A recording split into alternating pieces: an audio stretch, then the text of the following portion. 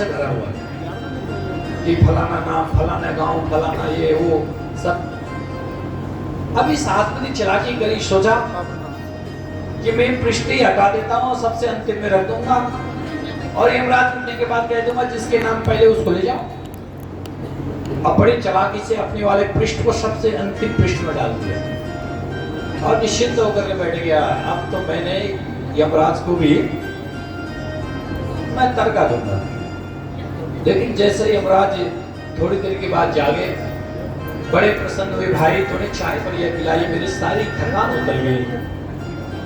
अब मैंने विचार बदल लिया है, मैंने सोचा था प्रथम पृष्ठ से काम शुरू करूंगा, अब अंतिम पृष्ठ से शुरू करने वाला। और जैसे अंतिम पृष्ठ पलटा तो उसी व्यक्ति का नाम आया। यमराज ने कहा क्यों रे, तेरा नाम तो पहले पृष्ठ में था। बोला भगवान मैंने चालाकी करी थी और मेरी चालाकी पकड़ी गई। यमराज ने कहा अब तो तू ही चला, अब तो तुझे जाना ही पड़ेगा। तो आदमी कितना भी चालाकी करे बचने के लिए, लेकिन यम से कोई बच नहीं सकता, क्योंकि जाना ही पड़ेगा। वो जो समय निर्धारण कर दिया विधि ने, जिस दिन हमने जन्म लिया उसी दिन हमारी मृत्यु भी निश्चित हो गई। और वो फुल स्टॉप कर दिया। पर इतना है कि परमात्मा ने उस बात को अपने हाथ में ही छिपाया, मुट्ठी बांध के रखा, उसको खोला नहीं। अगर वो खोल दिया जाए तो आदमी निष्कर्मण्य हो जाएगा। जब उसको पता चल जाएगा कि मेरी आयु 10 साल की है, तो वह कहेगा मैं तो 10 साल जीना है, बाकी क्या करें। उतना ही काम करेगा जितने दिन से 10 साल अपना चल जाए, फिर बाकी आगे का काम वो करेगा नहीं, सारा सिस्टम गड़बड़ा जाएगा। इसलिए भगवान के इन चीजों को अपने हाथ में रखी, 6 चीजों को, आयु कर्म च वित्तम च विद्या निधनमेव च। आयु कितना होगा, विद्या कितना पढ़ेगा, वित्त धन कितना कमाएगा, हानि कितना होगा, लाभ कितना होगा, ये सब परमात्मा ने विधि ने अपने हाथ में रखी। अब सम्रासुर प्रसन्न हो गया, मैंने अपने काल को मार दिया, अब मुझे मारने वाला कोई नहीं। और पता चला काल पीछे से घूमकर घर में पहुंच चुका है, अब इसको खबर ही नहीं। जैसे तैसे उस बालक का लालन पालन पोषण करने लगा। इधर कामदेव ने जाकर, इधर नारद जी ने जाकर के रति से कह दिया, रति तुम्हारे पति का जन्म हो चुका है, भगवान के कृष्ण के प्रथम लाल सम्रासुर अपने यहाँ लेके आया है हरण करके। रति को सारी भेद बता दी और रति पहुंच गई सम्रासुर के पास। सम्रासुर के पास जाकर कहने लगे, महाराज मुझे काम पे रख लो। सम्रासुर ने कहा क्या काम करोगी? बोले महाराज मैं धाई मां के काम बहुत अच्छे जानती हूँ, मैं बालक के लालन पालन पोषण में बहुत प्रवीण हूँ, निपुण हूँ। सम्रासुर ने कहा देवी तुम्हारे मुंह में घी शक्कर, एक काम करो जल्दी से आओ, मेरा छोटा सा बालक है, उसका लालन पालन पोषण मेरे से हो नहीं पा रहा, कृपया तुम ही करो। हमारे हजरत आकर के छोटे से बालक की सेवा करने लगी। धीरे धीरे सम्रासुर युवान हुए। जैसे जवान हुए सम्रासुर, तुम्हारा रति के भाव में कुछ बदलाव आए। तो एक दिन प्रद्युम्न ने कहा देवी आप मेरी माँ के समान हो, मेरी लालन पालन पोषण भरण सब करती हो, लेकिन आपके ये चाल ढाल ठीक नहीं। तब रति ने कहा महाराज आप ये सम्रासुर के पुत्र नहीं है, आप तो भगवान द्वारकाधीश के प्रथम लाल है, और ये सम्रासुर तो आपका काल है, इसने तो आपको समुद्र में फेंक दिया था।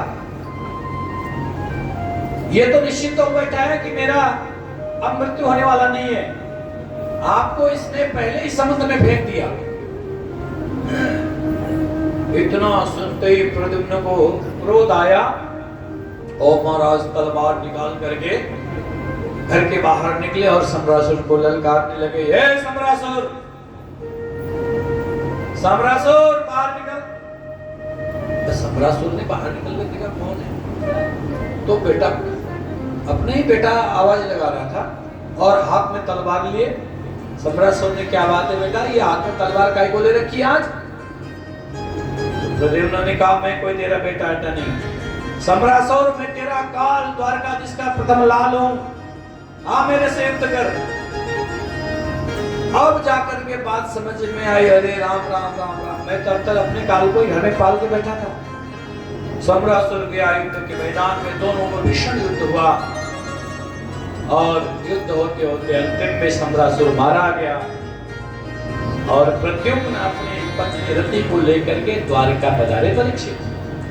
और जैसे द्वारका में जाकर के रुक्मिणी मैया को प्रणाम किया, द्वारकाधीश को प्रणाम किया और रुक्मिणी मैया को कहा मां मैं तेरा पुत्र हूं और ये तेरी बहू है। अब रुक्मिणी को विश्वास नहीं हुआ, बताओ इतना सा छोटा सा सुतिका गृह से हरण हुआ, वो कैसे विश्वास करे। रुक्मिणी को विश्वास नहीं हुआ, लेकिन अंतर आत्मा में ऐसा आवाज हो रहा है कि ये कोई तो है मेरा नजदीक का। इतने में नारद जी पहुंचे, वो नारद जी ने आकर के सारा रहस्य भेद, सारा भेद खोल दिया। तब जाकर के मां रुक्मिणी को विश्वास हुआ। फिर मां ने दोनों पुत्र और पुत्र वधू को हृदय से लगाया है और बड़े स्नेह किया। परीक्षित इस प्रकार से भगवान के प्रथम पुत्र की जन्म हुई। परीक्षित ने पूछा गुरुदेव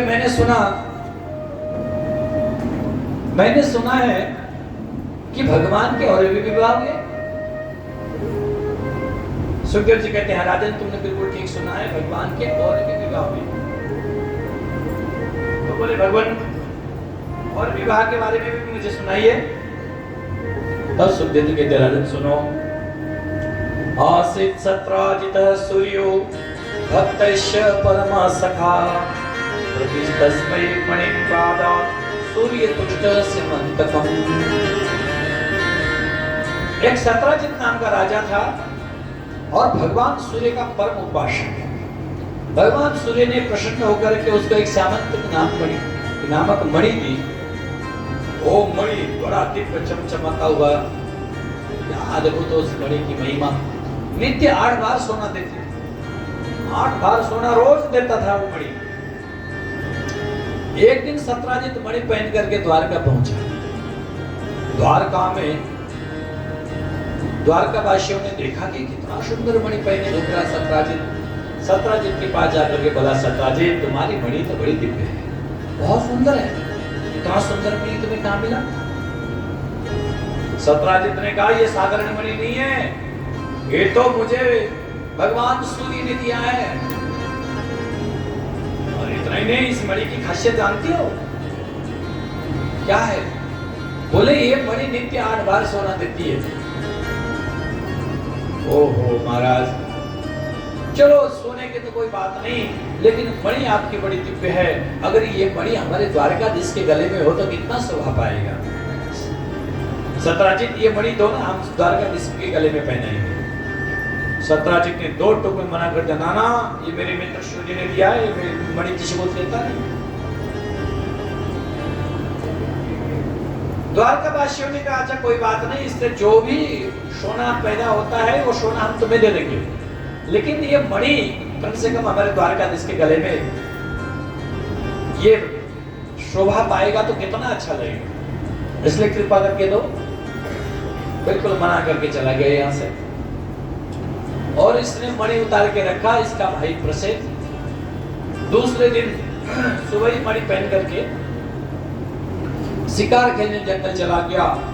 एक शेर ने देखा क्या दिव्य मणि है, शेर ने इस पर हमला किया और प्रसेन मारा गया। मणि को लेकर के शेर आगे जा रहे थे, इतने में जांबवंत जी ने देख लिया। ओहो इतना सुंदर मणि लेकर ये क्यों घूम रहा है? ये तो मेरी पुत्री जांबवती इस मणि को पाएगी तो बड़ी आनंदित हो जाएगी और बड़ी खुश हो जाएगी। जांबवंत जी ने शेर पर हमला किया और हमारा थोड़ी देर में शेर मारा गया। जांबवंत जी ने वो मणि ले जा करके अपनी बिटिया जांबवती को खेलने दिया। जांबवती उस मणि से खेलती बड़ी प्रसन्न रही। इधर क्या हुआ कि सुखदेव जी कहते राजन, जब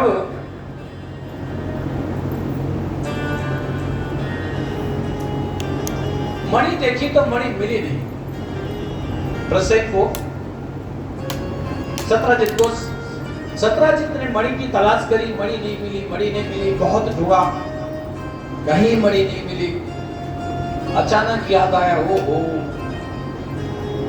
ये मणि एक दिन मुझे द्वारकावासी मांग रहे थे, यदुवंशी मांग रहे थे, कहीं हो न हो ये मणि द्वारकाधीश ने चुरा ली।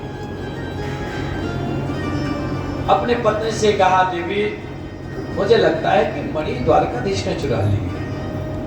एक दिन मैं द्वारका पहन के गया था, तो वहां के लोग कह रहे थे कि मणि सुंदर है, मणि दे दो, मैंने मना कर दिया। तो देवी बात पक्की नहीं है, लेकिन लगता है द्वारकाधीश ने कुछ गड़बड़ किया है। ये कहना ना किसी को, अभी पक्की प्रमाण नहीं है। अब महाराज माताओं को ये बात कह दे कि ये बात नहीं कहनी है, तुम्हारा जब तक वो बात नहीं कह पाएगी तब तक पेट ही दर्द हो जाएगा, बीमारी पड़ जाएगी।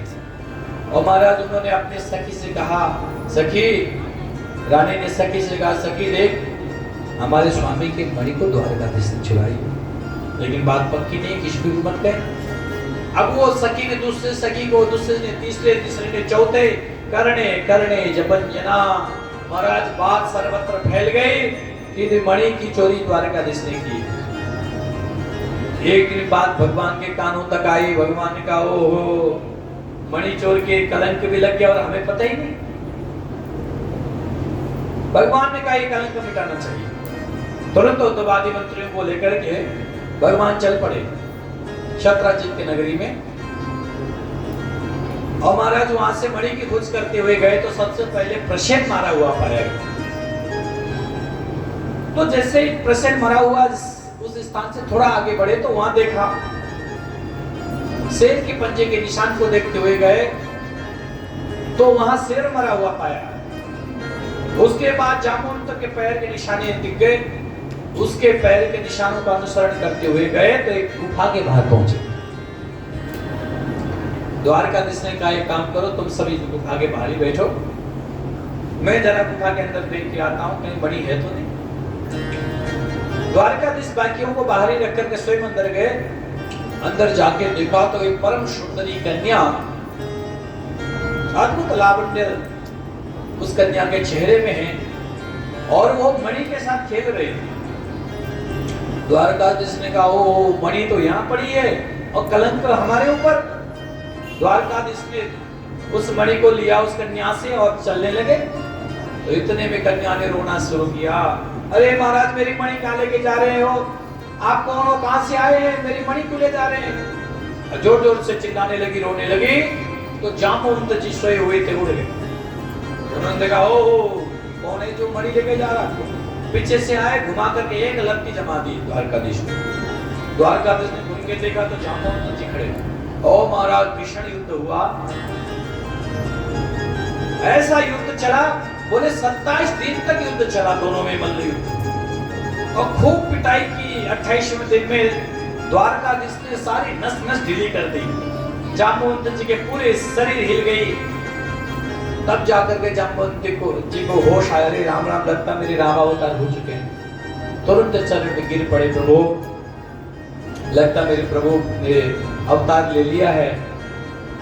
भगवान मैं जाम्बुवंत हूं।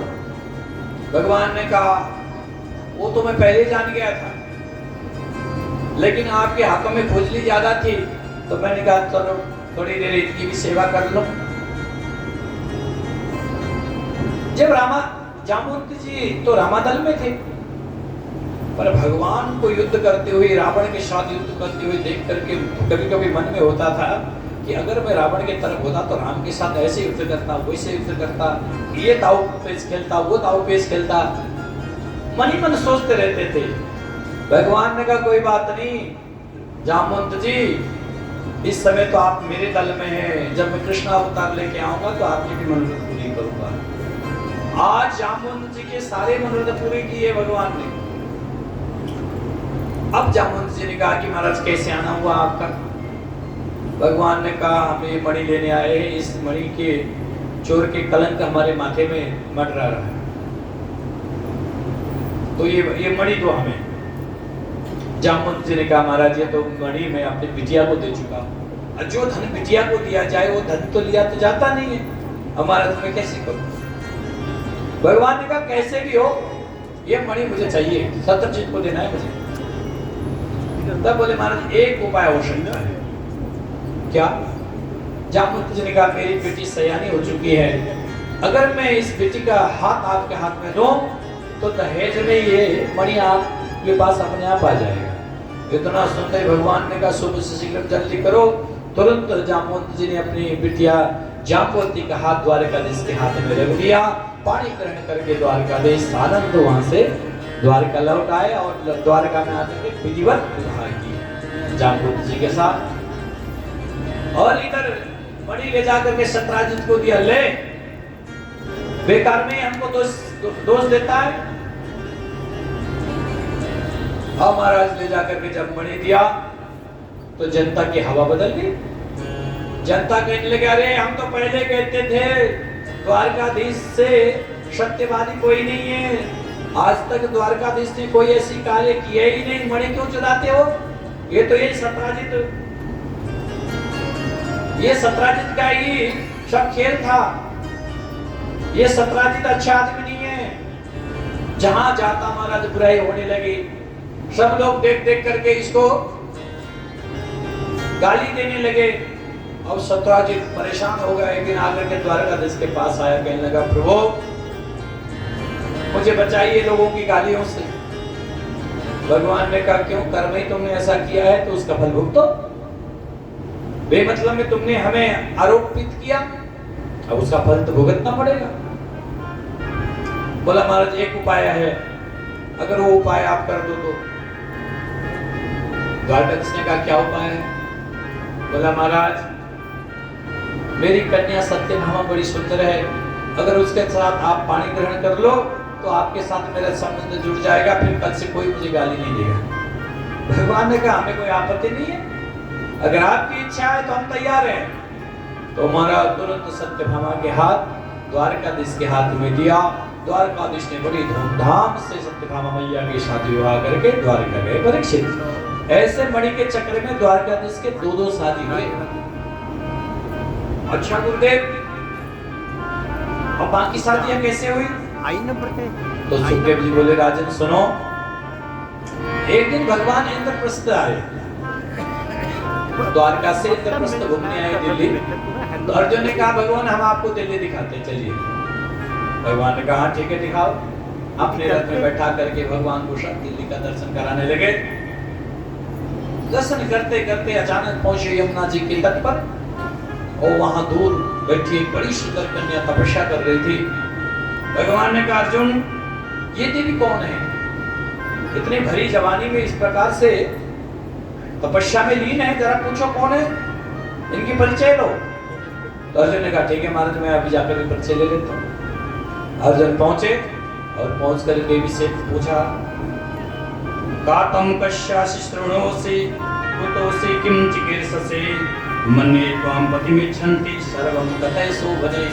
हे देवी आप कौन हो और इस प्रकार से तपस्या में लीन हो, किसकी प्राप्ति की इच्छा है बताओ देवी। अब वो देवी कहने लगी अहम देवस्य सवितुर तुहिता पतिमिच्छति विष्णुं वरेण्यं वरदं तपः परममास्थितः। महाराज मैं सविता की दुहिता कालिंदी हूँ, कृष्ण स्वरूप पति को पाने के लिए मैं तपस्या कर रही हूँ। महाराज मैं कालिंदी। ओहो अच्छा देवी क्या क्या विचार है, क्या इच्छा है? पर कृष्ण को मैं पति के रूप में प्राप्त करना चाहती हूँ। अर्जुन ने कहा देवी चिंता न करो, थोड़ी देर में आपको अच्छा संदेश आएगा। अच्छा महाराज। अब भगवान के पास गए अर्जुन। भगवान ने पूछा अर्जुन कौन है, क्यों बैठी है? बोले प्रभु वो भी आप के लिए बैठी है। क्या मतलब? वो आपको पति रूप में प्राप्त करना चाहती है। सुनते द्वारकाधीश प्रसन्न हो गए, ओ अरे ये बात है, बोले चलो। जाकर के अर्जुन ने कालिंदी की हाथ द्वारकाधीश के हाथ में दे दिया और दिल्ली में बड़ी धूमधाम से विवाह करके द्वारकाधीश कालिंदी को लेकर के द्वारका पहुंचे परीक्षित। इस प्रकार से भगवान की चौथी विवाह। एक विंदा और अरविंद नाम के भाई थे, जिसकी बहन थी मित्रविंदा, अत्यंत सुंदरी थी। भाइयों ने सोचा कि हम इसकी विवाह दुर्योधन के साथ करेंगे तो हमारी राज्य की स्थिति ठीक हो जाएगी। ऐसा सोच करके दुर्योधन से जाकर के विनय किया, प्रार्थना किया, तो दुर्योधन ने स्वीकार कर लिया। बरात लेकर के दुर्योधन आने लगा। मित्रविंदा की भावना थी कि मेरी विवाह हो तो द्वारकाधीश के साथ।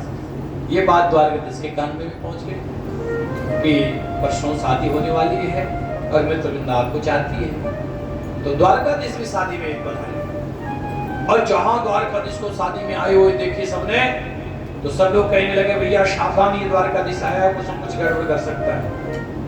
सब सावधान तो हुए, लेकिन मित्रविंदा के भावना को जानते हुए भगवान ने सबके मध्य से मित्रविंदा को हरण करके द्वारका ले गए। ले जाकर के बड़ी धूमधाम से विवाह किया। इस प्रकार भगवान के 5 विवाह हुए परीक्षित। अच्छा गुरुदेव, और विवाह कैसे हुए? एक अयोध्या नरेश नग्नजित थे, जिनकी पुत्री थी नग्नजिती, जिसका नाम सत्यावी था। अत्यंत सुंदर कुमारी, राजकुमारी। महाराज ने कहा जो 7 बैलों को एक साथ नद देगा उसी को मैं अपनी कन्या का विवाह करूंगा। और महाराज सब राजे महाराजे जा जाके हाथ अजमाने लगे। 7 बैलों को कौन नद पाए? अब सारे राजे महाराजे घायल हो गए, राजकुमार घायल हो गए। राजा ने बगल में हॉस्पिटल भी बना दिया, यहाँ घायल होते रहेंगे, इधर इनका इलाज चलता रहेगा।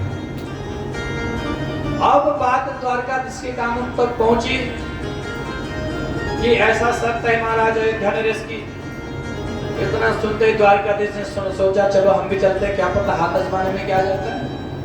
द्वारकाधीश आए और महाराज आकर के देखते देखते अपने को 7 रूप में विभक्त किया। 7 बैलों को एक ही क्षण में, एक ही पल में नद दिया। नदते ही नग्नजिती ने स्वयंवर का माला लाके द्वारकाधीश के गले में डाल दिया। विधिवत विवाह करके द्वारकाधीश द्वारका गए। परीक्षित इस प्रकार से नग्नजिती के साथ भी विवाह। एक बुआ की भद्रा, उनकी पुत्री थी श्रुतकीर्ति। बोले महाराज मैं तो शादी करूंगी तो द्वारकाधीश के साथ, उसके भावना के अनुसार उसके भी विवाह द्वारकाधीश के साथ। 7 विवाह हुआ। फिर भद्रा नाम की कन्या से 8वां विवाह हुआ लक्ष्मण नरेश, लक्ष्मण महाराज की पुत्री लक्ष्मणा के साथ। लक्ष्मण महाराज ने एक शर्त रखी कि मेरी कन्या इतना सुंदर है तो मैं भी एक शर्त रखूंगा। बोले क्या? बोले जो नीचे परछाई में देख करके ऊपर की ओर लक्ष्य का संधान करे उसी के साथ में अपनी बिटिया के विवाह करूंगा। हमारा सब राजा महाराजा जाने लगे। ऊपर एक मछली लटका दिया गया, उसके परछाई नीचे तेल में पड़ती थी और नीचे देख करके ऊपर लक्ष्य सामना था। सारे राजा महाराजे फेल हो गए, विफल हुए। इतने में द्वारकाधीश को पता चला तो द्वारकाधीश ने सोचा चलो हम चल के देखते हैं। द्वारकाधीश आए, आकर के देखते देखते लक्ष्य का संधान किया। लक्ष्मण ने लाकर के जयमाला द्वारकाधीश के गले में डाल दिया। परीक्षित इस प्रकार से भगवान के 8 विवाह हुए। बड़े आनंद से भगवान द्वारका में रहने लगे। रहते रहते भगवान के 10-10 पुत्र, एक-एक पुत्रियां। एक दिन नारद जी ने सोचा चलो जरा इनके गृहस्थों को देख के आए कैसा चल रहा है। जिनके 2 शादी होती है उनकी तो बुरा हाल होता है, तो इनका तो 8-8 शादी हो गई। जरा देख के आए क्या स्थिति। अब नारद जी स्वर्ग से आते समय एक पारिजात का पुष्प हाथ में लिया और चलते बने। और द्वारका में जैसे प्रवेश किया तो रुक्मिणी मैया के महल में द्वारकाधीश बैठे हुए थे, वहीं पहुंच गए। भगवान को प्रणाम किया, रुक्मिणी मैया को प्रणाम किया। भगवान ने कहा आओ आओ नारद, कैसे सब ठीक ठाक है, सब ठीक चल रहा है? बोले गुरुदेव आपकी बड़ी कृपा है। भगवान मैं स्वर्ग से आ रहा था, आते आते मैं एक पारिजात का पुष्प लाया हूँ। अगर ये पारिजात के पुष्प से मां श्रृंगार करेगी तो कितने शोभा बढ़ेगा। द्वारकाधीश ने कहा हाँ नारद लाओ, दो मां को। अब नारद के हाथ से पुष्प लेकर के भगवान ने रुक्मिणी मैया को थमा दी। अब वो पुष्प को लेकर ये रुक्मिणी मैया तो इतनी आनंदित हुई, परीक्षित इतनी आनंदित हुई, बड़े प्रसन्न हुई। अब नारद जी की उसके बाद, अच्छा भगवान चलता हूँ, फिर आऊंगा आपके दर्शन करने। भगवान का ठीक है नारद, आते रहना। अब वहां से एकदम से भागे और जाके सत्यभामा के महल में पहुंच गए। सत्यभामा मैया ने स्वागत किया, आओ आओ नारद, कैसे, सब ठीक ठाक है? बोले मैया कुछ ठीक नहीं। क्या, क्यों, क्या हुआ? अरे भैया आजकल लोग प्यार को भी दिखावा करने लगे, प्रेम को भी दिखावा करने लगे। सत्यभामा ने समझा नहीं, बोली क्या हुआ नारद? अरे माँ क्या बताऊं, मैं स्वर्ग से आते समय पारिजात का पुष्प लाया था और मैंने सोचा सत्यभामा मैया को दूंगा।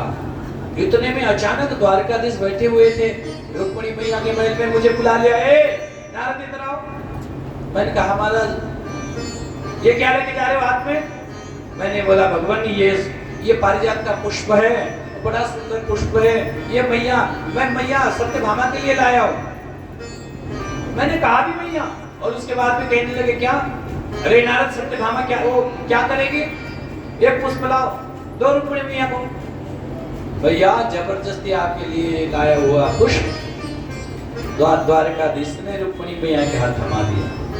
माँ मैं आपके लिए लाया था क्या? अब तो रुक्मिणी मैया ने देखा, वो अच्छा तो नारद मेरे लिए पुष्प लेके आया और आपने रुक्मिणी को थमा दी। कोई बात नहीं, आने दो इनको घर। नारद तो इतने कह के चलते बने। अब महाराज जाकर के सत्यभामा रूट के बैठी खूब भवन। पहले एक कमरा अलग से बना दिया जाता था, जिसको रूटना हो रूट लो, इस कमरे में बैठ करके सबको पता चल जाता घर वालों को आज ये रूठा हुआ। सत्यभामा को भवन में बैठ गई। भगवान ने आकर के देखा, इधर उधर देखी नहीं, तो वो भवन में देखा, वहां बैठे हुए थे। भगवान ने कहा देवी क्या बात है, क्यों आज को भवन में बैठे हो, क्यों नाराज हो? कोई महाराज मेरे से बात मत कीजिए, आप मेरे से कोई स्नेह नहीं करते, प्रेम नहीं करते। भगवान ने कहा देवी क्या बात कर रही हो, मैं तो सबसे प्रेम करता हूँ, तुमसे बहुत स्नेह करता हूँ। बोले नहीं ये दिखावा मत कीजिए। क्यों क्यों नाराज हो, बताओ। सत्यभामा मैया ने कहा नारद मेरे लिए इतना सुंदर स्वर्ग से पुष्प लेके आया और आपने वो पुष्प रुक्मिणी के हाथ में थमा दी, इसका मतलब आप मेरे से प्रेम नहीं करते। भगवान समझ गया, अच्छा तो ये आग नारद की लगाई हुई है। अरे देवी एक पुष्प के कारण तुम दुखी हो तो चिंता न करो, उसको तो एक पुष्प ही दिया है, तुम्हारे लिए मैं स्वर्ग से पूरा का पूरा पारिजात का वृक्ष ही ला करके लगा दूंगा, फिर जितना ही मर्जी आए फूलों से श्रृंगार करते रहे। सत्यभामा प्रसन्न हुई। अब इधर एक बार एक भौमासुर नाम का राजा था। परीक्षित ने प्रश्न भी पूछा गुरुदेव भगवान के बाकी विवाह कब हुए? तब सुखदेव जी बोले राजन बाकी विवाह एक ही मुहूर्त में हुआ, एक ही क्षण में हुआ, एक ही समय पर। अच्छा गुरुदेव वो प्रश्न सुनाइए। तब सुखदेव जी कहते राजन सुनो, एक भौमासुर नाम का राजा था जिसको नरकासुर भी कहते। इतना शक्तिशाली था, इतना शक्तिशाली था, जहां भी जाता उन प्रदेशों में हमला बोलता और उस प्रदेश को पराजित करता और वहां से जितने भी सुंदर कुमारियां होती उनको उठा के लाता और जेलखाने में पटक देता। ऐसे करते करते उन कुमारियों की संख्या 16,100 पहुंच गई। एक दिन उन कुमारियों ने बड़ी आत्म भरी वाणी में एक पत्र लिखा और एक ब्राह्मण को दिया, गुरुदेव ये पत्र द्वारकाधीश तक पहुंचा दीजिए, सुना है वो सबके उद्धार कर रहे हैं, हो सकता हमारे भी उद्धार कर दे। उस पत्र को लेकर के ब्राह्मण गए द्वारका। भगवान ने ब्राह्मण को आते हुए देखा तो पूछा ब्रह्मदेव कैसे आना हुआ, कहां से आए हैं आप? तब उन्होंने कहा महाराज मैं भौमासुर के यहाँ से आया हूँ, बड़ा दुष्ट है, इसने कुमारियों को बंद किया है, 16,100 पहुंच चुकी है। एक कहता जिस दिन 20,000 संख्याएं पहुंचेंगे उसी दिन मैं राज करूंगा। जब द्वारकाधीश कृष्ण राज कर सकता तो मैं क्यों नहीं? ऐसा कह करके कन्याओं को बंदी बनाता है। महाराज जी कन्याओं के आर्त भरी वाणी में पत्र लिखी है आपके, क्या हमारा भी उद्धार हो सकता है क्या? सुनते ही भगवान आप भी हो गए। भगवान ने कहा विप्रदेव हम आपके साथ चलते हैं। अब इन कन्याओं के मुक्त होने का समय आ चुका है, मैं स्वयं चल रहा हूं। सभार्यो गरुड़ारूढ़म प्राज्योतिषपुरी में अपनी भार्या को साथ में लेकर के, सत्यभामा को साथ में लेकर के भगवान गरुड़ में सवारी होकर के सीधा प्राग्ज्योतिषपुर पहुंचे, जहां पर भौमासुर का नगरी था। जैसे उस नगरी में उतरे तो महाराज उस नगरी की रक्षा भोर नाम के दैत्य करता था, और 5 प्रकोटे ऐसे बना रखे थे, 5 दरवाजे बना रखे थे, जल्दी से उन दरवाजों को कोई भेद नहीं सकता था। अग्नि, तेज, वायु, जल, इनका प्रकोटा बनाया हुआ था। बड़ी मायावी दुनिया थी उसकी। अब भगवान के सामने तो कोई माया भी टिकता नहीं, वो तो मायापति है। जैसे भगवान गए तो भगवान ने ललकारा, मोर नाम का दैत्य को कर दिया। भीषण युद्ध हुआ, मोर नाम के दैत्य मारा गया। तो भगवान का नाम पड़ा मुरारी। बोले मुरारी भगवान की। मोर नाम के दैत्य के शत्रु होने के कारण भगवान का नाम पड़ा मुरारी। मोर नाम के दैत्य का वध किया, अंदर के सारे प्रकोटों को ध्वस्त करते हुए भगवान उस राज्य में प्रवेश कर गए। और महाराज भौमासुर को पता चला तो युद्ध करने आया, भीषण युद्ध हुआ। वो भी बड़ा मायावी था, लेकिन भगवान के सामने उसकी माया एक नहीं टिकी। देखते देखते भीषण युद्ध में भौमासुर मारा गया, भौमासुर का अंत हुआ। अब भगवान ने जाकर के कन्याओं को जेल से मुक्त कर दिया। मुक्त होते कन्याओं ने नमस्कार किया, प्रणाम किया। भगवान आपने बड़ी कृपा करके हमें इस जेल से मुक्त कराया है, पर हमारे सामने एक समस्या है। भगवान ने क्या समस्या? भगवान अब हम कहां जाएं? भगवान ने कहा जाओ अपने पिताओं के घर में जाओ, जहां जहां से तुम अपहृत हुई हो, अपने अपने राज्य में जाओ, अपने अपने घर को जाओ। कुमारियों ने कहा महाराज हम चले भी जाएंगे तो हमारे साथ शादी कौन करेगा? सब कहेंगे तो अपहृत कन्या है, हम नहीं शादी करेंगे, तो हमारा जीवन तो नरक हो गया। तो क्या चाहती हो? देवियों ने कहा महाराज हमारे लिए तो चारों ओर से दरवाजे बंद हो गए, अब हमारे लिए किसी भी प्रकार के कहीं सहारा नहीं बचा। घर में जाते हैं तो हम केवल उलाहना के पात्र बन के रह जाएंगे।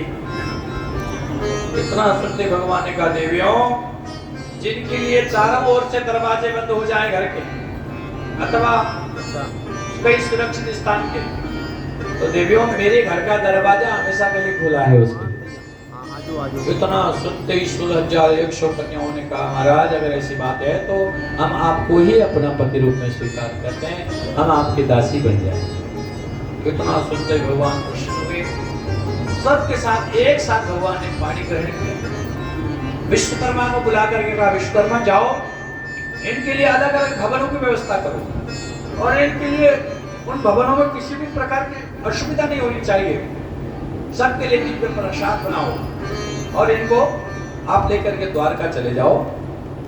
विश्वकर्मा स्वयं देवियों को लेकर के द्वारका गए, सबके लिए दिव्य भवनों का प्रसादों का निर्माण करके सबको व्यवस्थित किया। भगवान यहीं से भौमासुर के यहाँ से स्वर्ग चले गए। स्वर्ग जाते समय भगवान ने माँ अदिति के कुंडल और कवच भी दिए।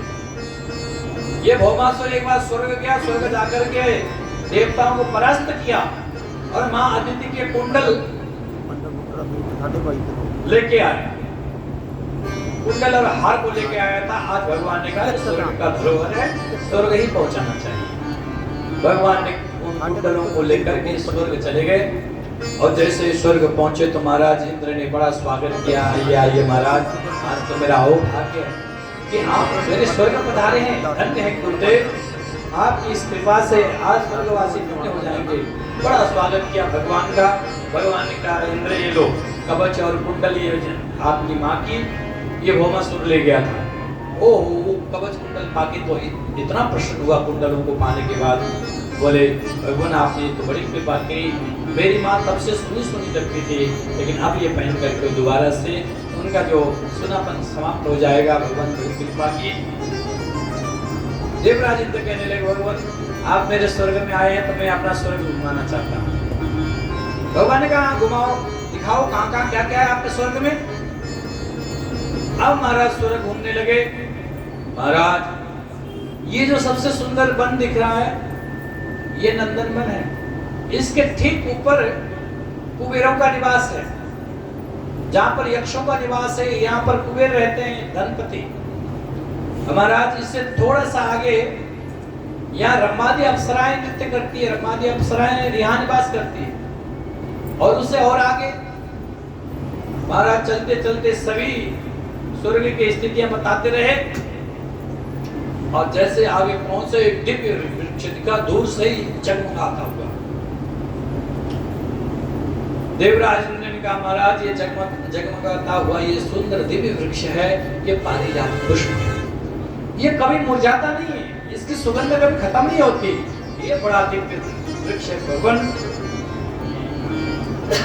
जैसे ही पारिजात के वृक्ष के वर्णन की, सत्यभामा ने भगवान की ओर इशारा किया, याद कर लो आपने क्या कहा था, पारिजात का वृक्ष लगा दूंगा, याद कर लीजिए। भगवान ने कहा देवी चिंता न करो, हमको सब याद है। अब सब इंद्र स्वर्ग घूमने के बाद भगवान ने कहा इंद्र हमें आपका स्वर्ग बड़ा सुंदर लगा, बहुत ही अच्छा लगा, हम स्वर्ग से जाते जाते एक निशानी ले जाना चाहते हैं। इंद्र प्रसन्न हुआ, बोले भगवान बोलिए क्या ले जाना चाहते हैं, ये तो मेरे लिए बड़ी खुशी की बात है, क्या ले जाना चाहते हैं।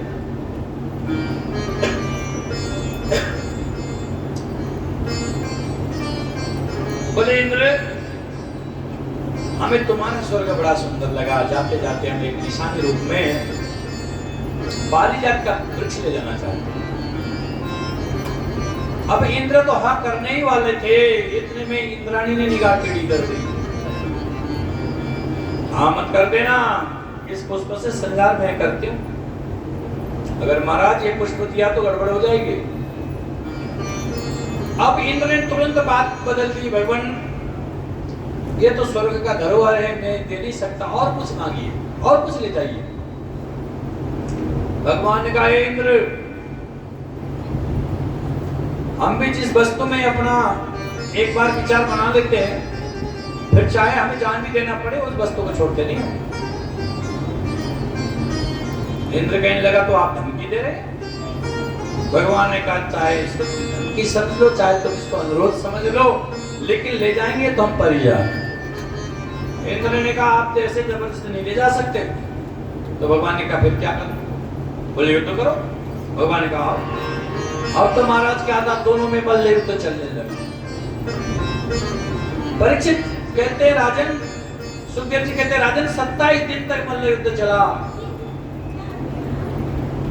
अंतिम दिन युद्ध के दिन इतना पिटाई करी भगवान द्वारकाधीश ने, इंद्र की सारी नस ढीली हो गई, बहुत पीड़ा होने लगा, सारा बदन दर्द हो गया, ऐसा लगा मर जाऊंगा। इंद्र ने कहा महाराज पारिजात तो क्या पूरी स्वर्ग भी ले जाओगे, मुझे नहीं चाहिए, जो करना करो। भगवान ने कहा तेरी अकल अब ठिकाने में आई, पहले ही अगर कह देते तो ये पिटाई थोड़ी होती। तब भगवान ने अपने हाथों से पारिजात के वृक्ष को उखाड़ा और देखते देखते गरुड़ पर आरूढ़ होकर के सीधा सत्यभामा के मैया के महल के आगे आए और वहां आंगन में ला करके पारिजात के वृक्ष को लगा दिया। अब मैया रोज उन पुष्पों से श्रृंगार करते बोल द्वारकाधीश भगवान। परीक्षित इस प्रकार से बड़े सुंदर विधि से भगवान ने पारिजात का वृक्ष लगाया। हमारे जीवन में भी कोई न कोई सहारा होना चाहिए। जब हम जीवन परमात्मा के चरण में अर्पित कर देंगे तो तो निश्चित ही भगवान हमें भी अपने दिव्य वस्तुओं से पारितोषिक करेंगे। सब देवियां बड़ी प्रेम करती, बड़ी स्नेह करती द्वारिकाधीश से, और कहती है प्रभु ये जीवन तो हमने आपके हवाले किया है, आप जैसे चाहे जहाँ चाहे उपयोग कर सकते हैं। भगवान ऐसे भक्त भी भगवान के प्रति समर्पित हो जाता है कि प्रभु मैं आपके चरणों में समाहित, शिष्य गुरु के चरणों में समाहित हो जाता है। गुरुदेव आप ही मेरे सर्वस्व हो, आप ही मेरे सब कुछ हैं, आप जैसे ही चलाएंगे वैसे ही मेरी गाड़ी चलेगी, जीवन की गाड़ी। आप मेरी गाड़ी, जीवन की गाड़ी के ड्राइवर हैं, आप जिधर घुमा देंगे स्टीयरिंग उधर ही घूम जाएंगे। इसलिए गुरुदेव आप मेरे जैसे करने से मेरे जीवन का कल्याण होता, आप वैसे ही कीजिए। जब गुरुदेव भगवान के चरणों में शिष्य समर्पित हो जाता तो गुरुदेव उसका कल्याण करते। तो कैसे करते हैं? आइए। तेरे भरोसे मेरी गाड़ी, तू जाने तेरा काम जाने, तेरे भरोसे मेरी गाड़ी, तू जाने तेरा काम जाने, तेरे भरोसे मेरी गाड़ी, तू जाने तेरा काम जाने, तेरे भरोसे मेरी गाड़ी, तू जाने तेरा काम जाने, तू जाने तेरा काम जाने, तू जाने तेरा काम जाने, तेरे भरोसे मेरी गाड़ी, तू जाने तेरा काम जाने, तेरे भरोसे मेरी गाड़ी, तू जाने तेरा काम जाने।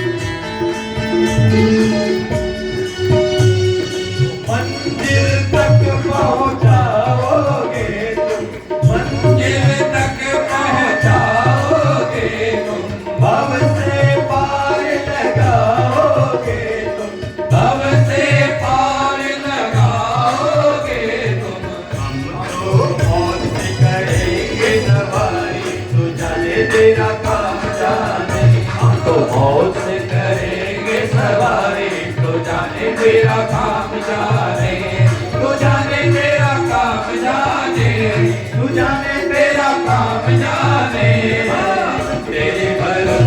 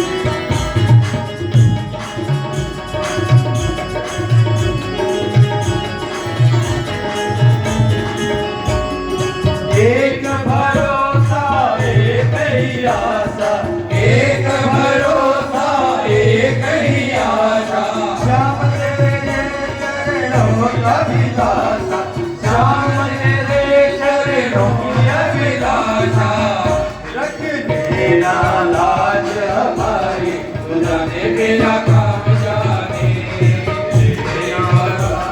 हमारी तू जाने मेरा काम जाने, तू जाने तेरा काम जाने, तू जाने तेरा काम जाने, तेरे भरोसे मेरी गाड़ी, तू जाने तेरा काम जाने, तेरे भरोसे मेरी गाड़ी, तू जाने तेरा काम जाने।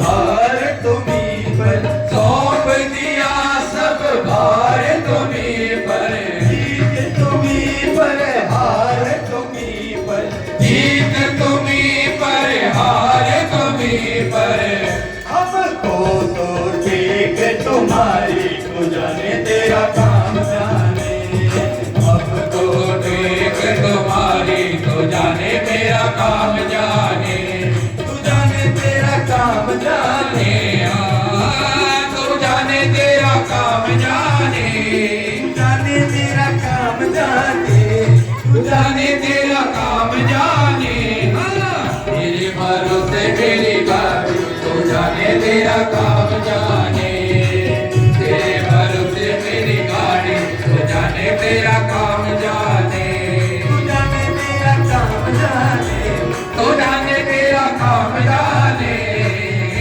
भरोसे मेरी गाड़ी, तू जाने तेरा काम जाने, तेरे भरोसे मेरी गाड़ी, तू जाने तेरा काम जाने, तेरे भरोसे मेरी गाड़ी, तू जाने तेरा काम जाने, तेरा काम जाने, तू जाने तेरा काम जाने, तू जाने तेरा काम जाने।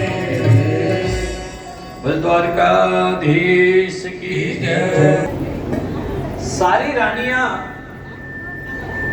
समय समय पर उठती रहती है और सब रानियों को भगवान मनाते रहते हैं, लेकिन रुक्मिणी कभी रूठी नहीं, कभी नाराज नहीं हुई, हमेशा उनके मुखमंडल में प्रसन्नता मुस्कान रहता है। अब भगवान कहीं हरे थके आते हैं तो एक बार रुक्मिणी मैया के मुखमंडल को देखते हैं तो सारी थकान उतर जाती है। भगवान ने सोचा क्या रुक्मिणी को भी कभी क्रोध आता है क्या? चलो आज देखते हैं रुक्मिणी को क्रोध आता है कि नहीं। ऐसा सोच करके आज भगवान सीधा रुक्मिणी मैया के महल में प्रवेश किया, सीधा जाकर के सिंहासन में बैठ गए और एकदम अपने चेहरा को लटकाते हुए नीचे जमीन को देख करके बैठे। रुक्मिणी आई, पंखा करने लगी, पानी सामने लाया, पानी का गिलास, बोली नहीं देवी मुझे कोई इच्छा नहीं। तो भगवान क्या हो गया? आज कहीं किसी ने कुछ कह दिया, ज्यादा परेशान लग रहे, क्या बात है? बोले प्रभु, भगवान बोले। तो रुक्मिणी मैया ने कहा भगवान हमसे कोई भूल हो गई, अपराध बन गया, किसी की सेवा में कोई कमी रह गई या किसी द्वारकावासी ने कुछ कह दिया, क्या हुआ? आप ऐसे कभी मुरझाए हुए तो रहते नहीं हैं। आज आपकी मुखमंडल की कांति फीकी पड़ी है भगवान, क्या बात है बताइए तो। नहीं, क्या हो गया भगवान आपको? क्यों नहीं बोल रहे हैं? किसने परेशान कर दिया? हमसे अपराध हो गया, भूल बन गया क्या? तो भगवान ने थोड़ी सी निगाह टेढ़ी करके देखी रुक्मिणी की ओर, वो उससे रुक रहे स्थिति। भगवान ने कहा देवी एक बात बताओ। हाँ महाराज बोलिए। तुमने हमसे शादी क्यों की?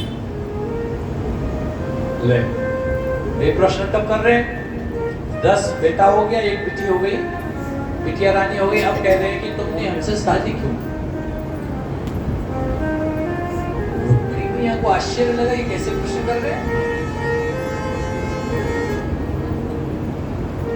भगवान ने निगाह चुरा करके रुक्मिणी की ओर देखा, इनके मुखमंडल में कोई विघ्न हुआ क्या, कुछ परेशान हो रही है क्या? बिल्कुल कोई परेशानी नहीं। भगवान कहने लगे, देवी देखो, भारी विवाह के मंडप से तुम उस बेचारे शिशुपाल के धोखा देकर के आई हो,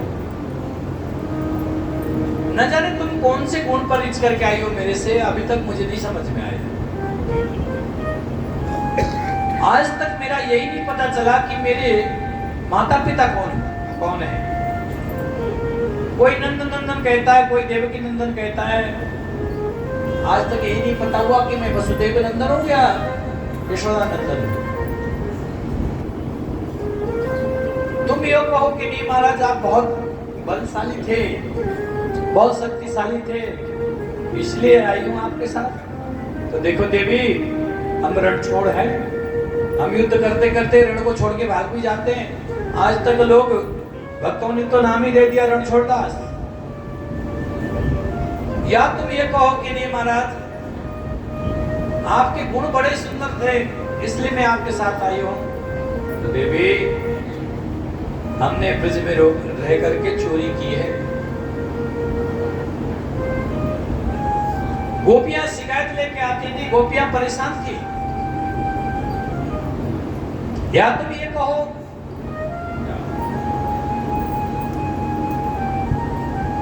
स्वामी रमेशानंद महाराज की जय।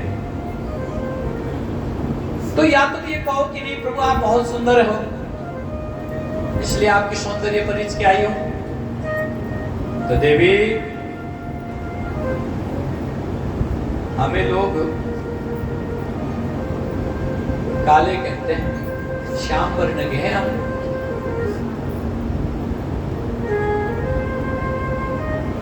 और या तुम ये कहो कि महाराज आप यहाँ के राजा हो, इसलिए आई हो। तो देवी, हम राजा आजा नहीं है, यहाँ के राजा महाराज उग्रसेन है। यहाँ के राजा तो महाराज उग्रसेन है, हम तो उनके सहयोगी हैं। मुझे अब तक यही नहीं समझ आई कि तुम कौन से गुण में मेरे से रिझ करके आई हो, मुझे समझ नहीं आया।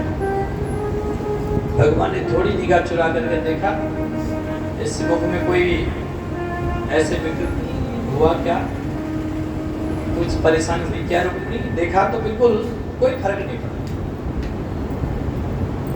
भगवान ने अंतिम में कहा, देवी, उस बेचारे शिशुपाल करके भारी मंडप से धोखा दे के आई हो। मैं तो कहता हूं अभी भी कुछ नहीं बिगड़ा, शिशुपाल के साथ चली जाओ।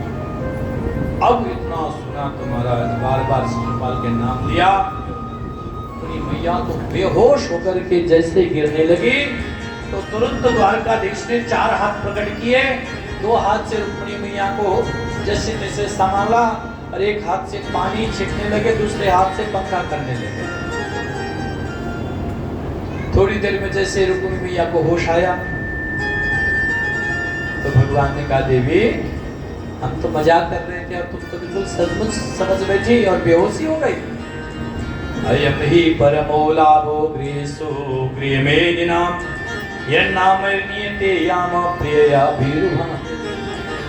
फिर यही तो गृहस्थ जीवन का लाभ है। दिन भर हारा थका पति आकर के शाम को अपनी देवी से तो मीठी मीठी बातें कर लेता है, तो दिन भर का वो सारा कष्ट भूल जाता है। तो देवी, मैंने भी सोचा आज चलो तुम्हारे साथ बात साझा कर लूं, लेकिन तुम तो बिल्कुल बेहोशी हो गए। देवी कहने लगी, महाराज आपने मजाक किया? भगवान ने कहा, और क्या मजाक नहीं किया तुम? देवी ने कहा, नहीं नहीं नहीं प्रभु, आपने जो कुछ कहा बिल्कुल सत्य कहा, और जो व्याख्या किया रुक्मिणी मैया ने भगवान की बातों की, भगवान के भी होश उड़ गए। भगवान ने आपने कहा कि अभी तक मेरे माता पिता का ही पता नहीं है कि कौन से माता पिता हैं। तो भगवान दुनिया के तो माता पिता आप हैं, आपके माता पिता कौन हो सकता है? त्वमेव माता च पिता त्वमेव त्वमेव बन्धो सखा त्वमेव विद्या द्रविणं त्वमेव त्वमेव सर्वं मम देव देव। दुनिया के तो माता पिता आप हैं, आपके माता पिता कौन हो सकता है? और दूसरी बात कही भगवान, आपने कहा कि मैं युद्ध करते करते ही अपने घर को ही छोड़ के भाग जाता हूँ, छोड़ करके कहीं और चला जाता हूँ, रण छोड़ू। बिल्कुल सही कहा भगवान।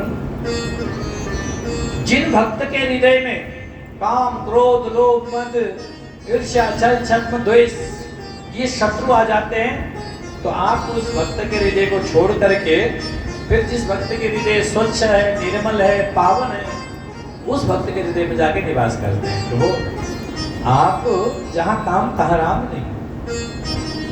और आपने कहा कि मेरे अंदर कोई गुण नहीं है। बिल्कुल सही बात कही है प्रभु। आपको भक्त लोग आपको निर्गुण कहते हैं। मैं तो गुणों से बधी हुई हूँ, सत्य रज तम गुणों में मैं प्रकृति में बधी हुई हूँ, लेकिन प्रभु आप गुणों में नहीं बधे हैं, आप तो गुणों से परे हैं, इसलिए भक्त आपको निर्गुण कहते हैं। भगवान आपने कहा कि मैंने जीवन भर चोरी की है। बिल्कुल आप चोर हैं। भगवान ने कहा मैंने क्या चुराया? बोले आप इतने बड़े चोर हैं, आप समस्त देहधारी के जीव मात्र के पापों को चुराते हैं, आप जीवात्मा के पापों को चुराते हैं, इसलिए आपका नाम हरि भी है प्रभु। भगवान को वेद ने कहा तस्कराणाम पतये नमो नमः। तस्करों के स्वामी, चोरों के स्वामी क्या है? तो भगवान आप जीव के पाप को हरण करते हैं। चित्त वित्तानि पापानि इति हरि, जीव के चित्त वृत्तियों के और पापों का जो हरण करे उसका नाम हरि है। अरे आप राजा, ये राजा तो आपके घर में पानी भरते हैं, आप क्या ये राजे महाराजे हैं, झाड़ू लगाते हैं महाराज, और आप राजा की बातें करें। समस्त भूमंडल के असली राजा तो आप ही हैं। इस तरह से जब व्याख्या किया भगवान अवाक रह गए। भगवान कहने की देवी मैंने तुम्हें साधारण समझा था, अगर ये मजाक नहीं करता तो मुझे आपकी एक विदुषी रूप कभी देखने को नहीं मिलता। आज मुझे पता चला कि मेरी रुक्मिणी कितनी विदुषी है। परीक्षित इस प्रकार से भगवान ने रुक्मिणी मैया की बड़ी प्रशंसा की। इस प्रकार भगवान ने एक बार रुक्मिणी मैया से मजाक करके भी दी। परीक्षित अब भगवान के पुत्र पौत्र प्रपौत्र भी हो गए। बड़ी लंबी श्रृंखला भगवान के परिवार की है। संपूर्ण यदुवंशियों की अगर बात करें तो 56 करोड़ यदुवंशी। कितने? 56 करोड़। 1-2 करोड़ तो यदुवंशियों के आचार्य ही हैं, पढ़ाने वाले, बच्चों को पढ़ाने वाले टीचर। इतने सारे तो बच्चे हैं। प्रद्युम्न के पुत्र अनिरुद्ध है। एक बार अनिरुद्ध के विवाह में बलराम से हत्या हो गई। क्यों प्रभु ऐसा क्यों हुआ? बलराम जी ने विवाह के जैसे पवित्र महोत्सव में हत्या कर दी। परीक्षित रुक्मी के नातिन अत्यंत सुंदर थी, उसके साथ अनिरुद्ध का विवाह पक्का हुआ। बारात लेकर के पूरा द्वारकावासी गए पहुंचकर और विवाह के फेरे पड़ने लगे। तो इधर रुक्मी और अन्य राजा मिलकर के बलराम जी को कहने लगे, बलराम जी आओ, हमारा काम क्या है, जुए खेलते हैं। बलराम जी ने कहा ठीक है भाई करो। जुआ खेलने लगे। अब जितने भी दाव आता है वो जीतते तो बलराम है, और रुक्मी के जो अड़ोस पड़ोस जी हजूरी करने वाले लोग हैं, कहते अरे रुक्मी जीत गए, रुक्मी जीत गए, रुक्मी जीत गए करके जितने दाव थे सब जीत गए। अब जैसे जुआ का खेल खत्म हुआ, आकाशवाणी हुई, आकाशवाणी ने कहा ये जुआ तो बलराम जी ने जीता है, ये जुआ बलराम ने जीता है, ये जुआ रुक्मिणी नहीं।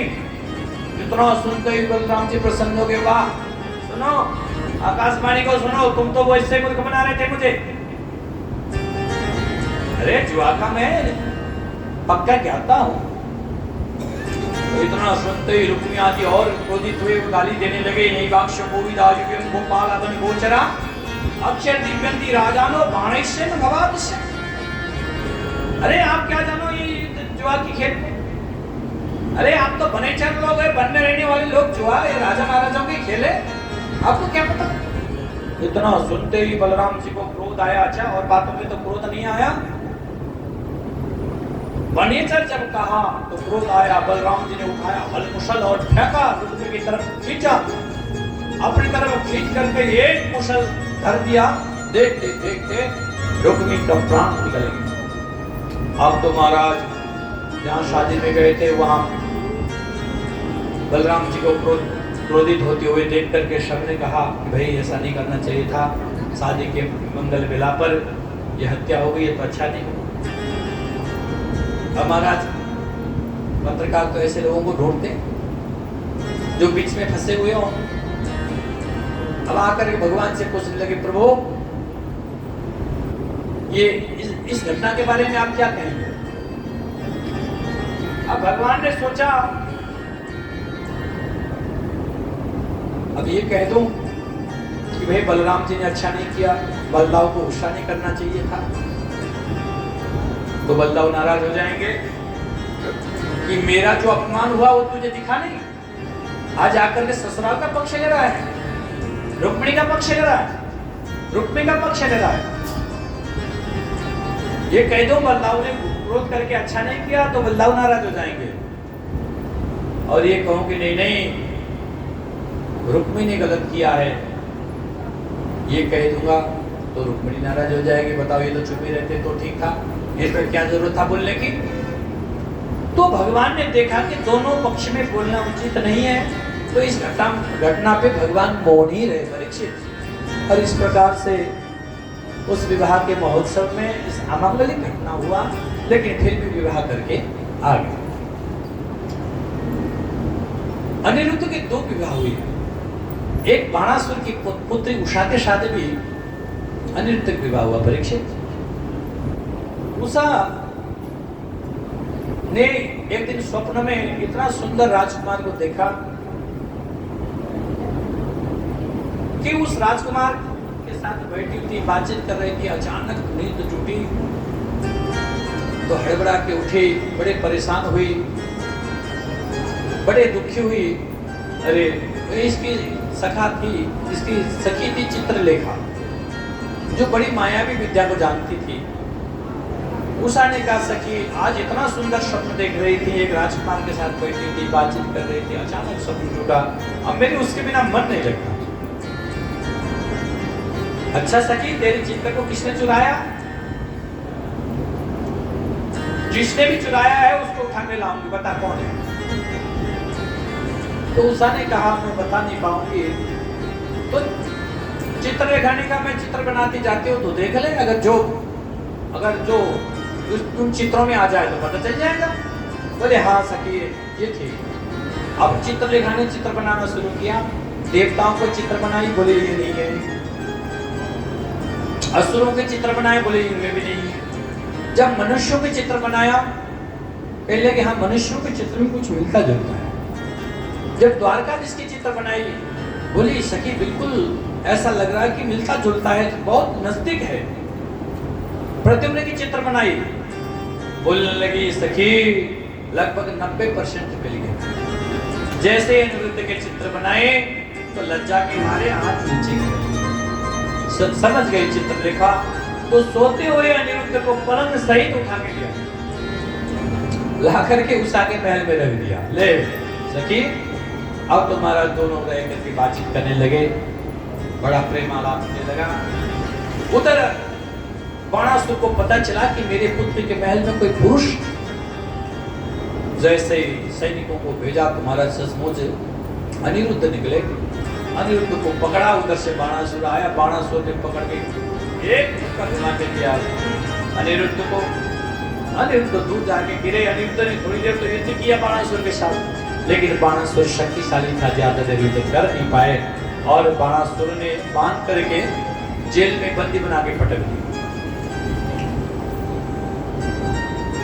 इधर भगवान को खबर ही नहीं, इधर खबर ही नहीं भगवान को।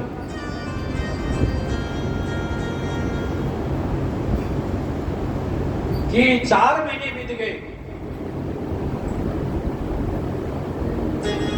भगवान ने अपने परिवार परिकर इतना बड़ा है। एक दिन नारद ने आकर कहा, नारद भगवान जरा अनिरुद्ध को बुलाइए, जरा बात करनी मेरे। भगवान ने कहा, नारद अनिरुद्ध को तो कुछ दिन से मैं भी नहीं देखा, किसी से संदेश भिजवाया, अनिरुद्ध को बुलाया है भगवान। तो पता चला कि अनिरुद्ध कुछ दिन से गायब है ही नहीं। तब नारद ने कहा, महाराज होगा भी तो कैसे, ये तो बाणासुर के महल में जेल में पड़ा हुआ है, जल्दी से उनको मुक्त कीजिए। सुनते ही भगवान नारे की सेना लेकर के पहुंचे, बाणासुर के साथ भयानक युद्ध हुई। बाणासुर भी भगवान शंकर का परम भक्त था, परम उपासक था।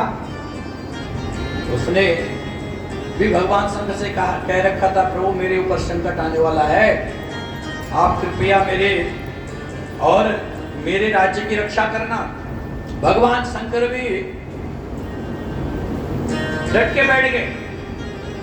जब द्वारकाधीश आने वाले हैं तो अपने शिष्य की रक्षा के लिए बैठे। जैसे बाणासुर के नगरी में पहुंचे तो सबसे पहले भगवान भोलेनाथ ही मिले। भगवान ने कहा, भोलेनाथ यहाँ कैसे आप? बोले, नारायण मैं अपने चेला की रक्षा के लिए बैठा हूं, ये मेरे चेला का राज्य है, ये सब बाणासुर का। और आप कैसे द्वारकाधीश? बोले, भोलेनाथ क्या करूं, मेरे पुत्र जो है पौत्र अनिरुद्ध का को पकड़ कर इसने जेल खाने में पटक रखा सुना है, उसको मुक्त करने आया हूं। भोलेनाथ ने कहा, उसके लिए तो आपको मेरे से युद्ध करना होगा पहले। भगवान द्वारकाधीश ने कहा, भोलेनाथ आपसे युद्ध कैसे करूं मैं?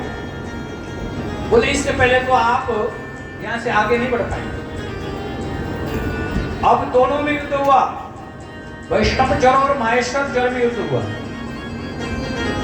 अंतिम में भगवान ने वैष्णव जोर से माहेश्वर जोर को जिह्वास्त्र का प्रयोग किया और सब जमाई लेके सोने लग गए। भगवान को मौका मिला प्रवेश करके बाणासुर के नगरी में, और नगरी में जाकर के भयानक युद्ध किया। बाणासुर के साथ 1000 हाथ थे बाणासुर के, एक एक हाथ करके भगवान काटने लगे बाणासुर के। हाथ कट के बाणासुर ऐसा लगा परीक्षित जैसे विशाल काया वृक्ष के छटनी कर दी जाए तो कैसा दिखता है। केवल 2 हाथ बचा, तब तक इसकी भाई माता कटोरी देवी, कोटरा देवी बिल्कुल नग्न होकर के युद्ध भूमि में आई तो भगवान ने अपने मुंह को मोड़ लिया। उसी समय मौका मिला और बाणासुर वहां से भाग निकला, अपने प्राण को बचाया। भगवान ने जाकर के अनिरुद्ध को मुक्त किया और उषा के साथ धूमधाम शादी करके भगवान द्वारका ले आए। परीक्षित इस प्रकार से भगवान ने अपने पौत्र को विवाह किया।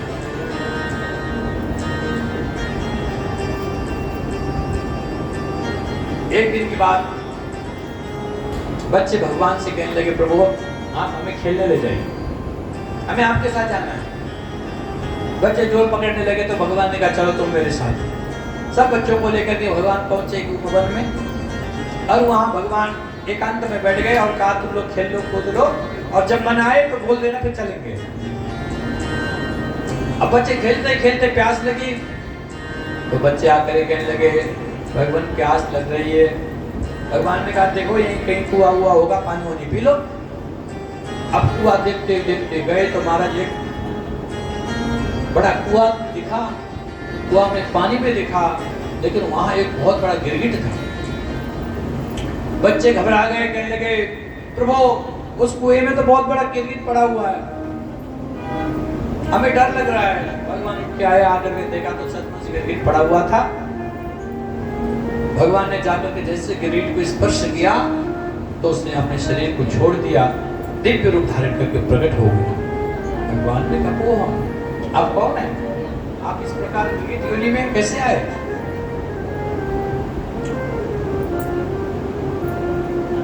तो कहने लगा महाराज निगनाम नरेंद्रो हम इच्छा को तनय प्रभु दाने स्वाध्याय माने सुयदिते कर्णमस्पृशम।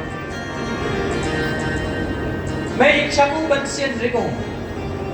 आपने जब दानियों के नाम सुना होगा तो महाराज मेरे नाम भी जरूर सुना होगा। भगवान ने कहा तू इतना बड़ा दानी है? बोला हाँ प्रभु मैंने बहुत दान किया। अच्छा, बोला मैंने इतना दान किया कि गायों का प्रभु यावत्यासिकता भूमि, कोई भूमि के कणों को गिना दे, लेकिन मैंने कितने गायों का दान किया कोई गिना नहीं सकता। अच्छा, बोले यावत्या दिव्य तारका, कोई आकाश के तारे गिना के दिखा सकता है, लेकिन मैंने कितने गायों का दान किया कोई गिन नहीं सकता। कोई वर्षा के बूंदों को गिना के दिखा दे, लेकिन मैंने कितने गायों का दान किया है कोई पर गिना नहीं सकता। भगवान ने कहा हो तो उसके बाद फिर ये स्थिति कैसे हुई, गिरगिट कैसे बने तुम? तब तो इसका मतलब बूढ़ी गायों का दान किया होगा जिसने दूध देना बंद कर दिया। चलो भाई पंडित जी को बुलाओ दान कर दो। ऐसा का दान करेगा तो यही तो होगा। या जो गाय मरकनी है मारती होगी उन गायों का दान किया होगा। बोला नहीं महाराज। भगवान बोले ओ तो बछड़ों को छुड़ा करके गायों का दान किया होगा तूने। जो सुंदर बछड़ा है अपने पास रख लिया और गाय तो बूढ़ी हो गई, चलो दान कर दो।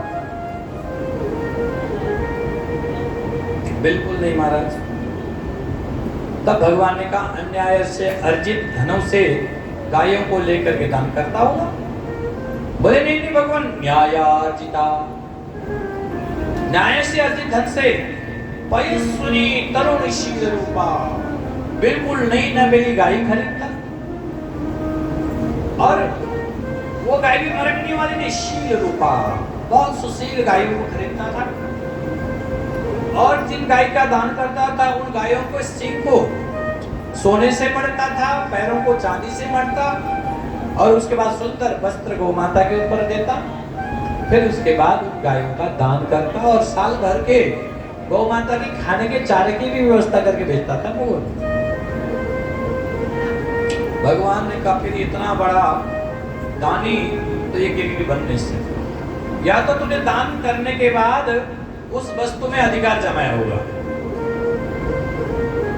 दान करने के बाद उस वस्तु में अगर अधिकार जमाएंगे तो उस दान का कोई महत्व नहीं। तुमने यही गड़बड़ किया होगा। बोला हाँ महाराज यही गलती मेरे से हो। एक दिन मैंने गायों का दान किया, ब्राह्मण गाय लेकर के चले गए अपने अपने घर को। एक ब्राह्मण ने अपने गौ को खूंटी में बांध दी। अचानक वो खूंटी तोड़ करके वो दान किया हुआ गौ माता आकर के मेरी गौ में मिल गई, जिन गौ का मैंने दान नहीं किया। उन गौशाला में चली गई। दूसरे दिन में उन गौदान के लिए गया तो अचानक संयोग से वही गौ माता आ गई सामने। उन्हीं गौ माता को पकड़ करके मैंने दान कर दिया। अब इधर से एक ब्राह्मण गौ लेके जा रहे थे, दूसरा ब्राह्मण गौ ढूंढते हुए आ रहे थे। दोनों की बात रास्ते में भेंट हुई। पहला वाला कहने लगा ये मेरा गौ कहाँ लेके जा रहा है? दूसरा वाला कहने लगे ब्राह्मण ये गौ अभी अभी मैं राजा से दान लेके आ रहा हूं। पहले वाला कहने लगा ऐसे कैसे हो सकता है, ये तो मेरी गौ है। मैं कल दान लेके आया था। बोला मैं ये बातें नहीं जानता, मैं अभी अभी इसको दान लेके आ रहा हूं। अब दोनों में झगड़ा हो गया, दोनों मेरे पास आए, बोले राजनी गौ किसकी है? मैंने कहा महाराज आप झगड़ा मत कीजिए, गौ आप दोनों में,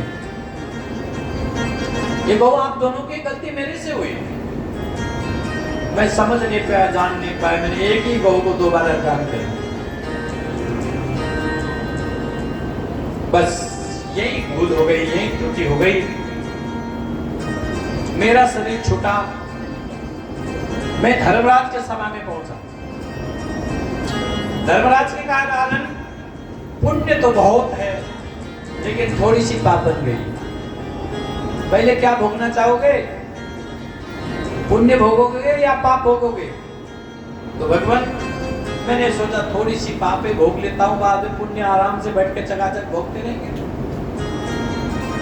तो मैंने कहा पूर्वम अशुभम भोगते, मैं पहले अशुभ भोगूंगा। इतना कहते महाराज मैं गिरगिट बन के मुझे क्या पता था नीच योनि से, नीच शरीर से कर्म बनते जाएंगे और उस कर्म को भुगतने के लिए फिर शरीर लेते जाओ। लेकिन अच्छा हुआ प्रभु, आज आपके चरण स्पर्श मिल गया, आज आपका स्पर्श मिल गया, जो अब मुक्त होकर के मैं भगवत धाम को जा रहा हूँ। भगवान मुझे आशीर्वाद दीजिए। भगवान को प्रणाम करके देखते देखते आकाश से विमान आया, विमान में बैठ करके भगवत धाम को चला गया। भगवान ने बच्चों को बुला कर कहा देखो बच्चों, देख लिया राजा का हाल क्या हो, इसलिए देखो दूसरों का धन जो हरण करता है, जो ब्राह्मण और संतों का धन हरण करता है, वो धन लेकर के धन लौटाता नहीं है। स्वदत्तम परदत्तम वा ब्रह्म विद्यम हरेशया, ऐसे लोगों को 60,000 वर्ष तक नरक में मलमूत्र विष्ठा में सने हुए रहना पड़ता है। विष्ठायाम जाए देखने, उस विष्ठा में कीड़ा बनता है, रेंगता है, बहुत कीड़ा होता है बच्चों। इसलिए देखो कि किसी के अधर्म पूर्वक हरण किया गया धन और ब्राह्मण संतों को सताया हुआ धन कभी फलित नहीं होता। नाम हलाहलम मन्ने विषम यस्य प्रिया, तुम हलाहल जहर पी के आओ, मैं मचा लूंगा, लेकिन ब्रह्मस्व ही विषम, तुम ब्रह्मस्व को ही विषम, इस बीच से तो मैं भी नहीं बचा सकता। इसके प्रति इसको समाप्त करने की कोई चीज मेरे पास भी नहीं है। इसलिए संतों से दूर रहो, ब्राह्मणों से, और हमेशा सेवा भाव से सबकी सेवा करो, निस्वार्थ भाव से। कभी किसी को कष्ट मत दो, हमेशा सबको आनंद दो, सुख दो और सबकी सेवा करो। यही मेरा उपदेश है। भगवान ने दिव्य उपदेश दिया परीक्षित। यहाँ पर अब ग्रीष्म ऋतु आई तो अब की बार बलदाव ने कहा कन्हैया भैया इतने दिन हो गए, इतने महीने हो गए वृंदावन से आए हुए, इतने वर्षों बीत गए, अब की छुट्टी में मैंने विचार किया है कि वृंदावन जाने का। अरे ग्वाल बाल कितने याद करते होंगे, गोपियां कितनी याद करते होंगे, माता जी पिताजी से मिल के आए। भगवान ने कहा दाऊ हम दोनों का जाना उचित नहीं है, द्वारका में भारी संकट आ सकती है, इसलिए दाऊ आप अपनी बार घूम के आइए, तब तक मैं द्वारका की रक्षा करता हूँ, अगली बार जब मैं जाऊंगा तो आप द्वारका की रक्षा करना। बोले ठीक है कन्हैया, तेरे को जैसा अच्छा लगता कर, मैं तो चला। अब बलराम जी 2 महीने की छुट्टी मनाने के लिए वृंदावन, और वृंदावन जैसे बताओ तुमसे परीक्षित, ग्वाल बालकों के तो खुशी की ठिकाना नहीं, इतने उछले हैं ग्वाल बाल खुशी में इसका कोई सीमा नहीं। गोपियों ने देखा तो इतने प्रसन्नता हुई गोपियों को कि आज बलदाऊ आए हैं। माँ यशोदा ने तो देख के अपने गले लगाया है, बहुत स्नेह किए। कहने लगे लाला इतने दिन लगा दिए आने को, तू तो आया, तेरा भैया नहीं आया। बलराम का भैया हम जा रहे थे, वहाँ असुर बहुत हमला करते रहते हैं, दुष्ट बहुत रहते हैं, तो राज्य की रक्षा के लिए एक व्यक्ति को रहना परम आवश्यक है। भैया अगली बार कन्हैया आएगा। भैया को ढांढस बांधा है बलराम ने। और महाराज अब तो ऐसा हो गया कि मानो मृत देह में प्राणों का संचार हो गया है। वृंदावन में इतने सालों के बाद आज खुशी लौट के आई है। सब ग्वाल बाल कहने लगे कि नहीं बदलाओ, आज तो क्रीड़ा करने चलेंगे। और ग्वाल बालों को लेकर के बदलाव क्रीड़ा करने गए। क्रीड़ा करने के बाद सब ग्वाल बाल बोलने लगे कि बदलाव चलो अब यमुना जी स्नान करते हैं, गर्मी हो गई। तो बदलाव ने कहा यमुना जी में क्यों जाएंगे, यमुना यहीं आएंगे स्नान कराने, हम क्यों जाएंगे। तो ग्वाल बालों ने कहा कि यमुना कैसे आएगी यार, हमें जाना पड़ेगा ना यमुना के पास। बोले नहीं नहीं यमुना नहीं आएगी। बलराम जी ने यमुना का आह्वान किया, यमुने आइए और आकर के हमें स्नान करा के जाइए। नहीं आया। फिर आवाज लगाई, हे यमुने आइए और हमको अलवालों को स्नान करा के जाइए। नहीं आई। अब आया क्रोध बलराम को। बलराम जी ने अपना हल निकाला और मारा यमुना की तरफ। यमुना पे हल मार करके बड़ी जोर से यमुना को पीटा है। यमुना त्रायमाम करते हुए प्रकट हो गई। राम राम महाबाहो न जाने तब विक्रमम, ये से कान से निवृत्ता जगती जगत पते। हे राम, हे बलराम, हे प्रभु मुझे क्षमा कर दीजिए, मैं आपकी महिमा को जान नहीं पाई। आप तो साक्षात जगत के पति हैं। प्रभु मेरे से भूल हुई, क्षमा कर दीजिए। भगवान ने कहा आगे से ध्यान रखिए यमुना जी। और महाराज उसके बाद सभी ब्रजवासियों ने खूब यमुना स्नान किया है, जल क्रीड़ा किया है। उसके बाद फिर अपने अपने घर को गए। आज भी यमुना बलराम जी ने कर्षण किया है ना, आज भी यमुना ट्रेन में बैठी वृंदावन में, कभी सीधी नहीं बैठी। परीक्षित इस प्रकार बलदाव ने एक बार यमुना का कर्षण। एक पौंड्रक नाम का राजा था, वो कहता था अपने को मैं वासुदेव हूं, असली वासुदेव तो मैं हूं, ये कृष्ण तो नकली वासुदेव है, कोई वासुदेव नहीं है। असली भगवान का जो अवतार हुआ वो मेरा है। और महाराज ये कुछ मायावी विद्या जानता था। इसने क्या किया, एक गरुड़ बना लिया और एक हाथ में चक्र सुदर्शन बना लिया, और मायावी विद्या से गरुड़ के एक लकड़ी का बनाया है, उसको बटन जैसा बनाया है, उसको खड़का को खड़का देता तो गरुड़ उड़ने लगती है। और आकाश में जाकर के वो अपने मायावी विद्या से चक्र भी चलाता। ये देख करके जनता कहने लगी अरे ये तो वासुदेव है, ये तो नारायण है। खूब पूजा करने लगे। ओ महाराज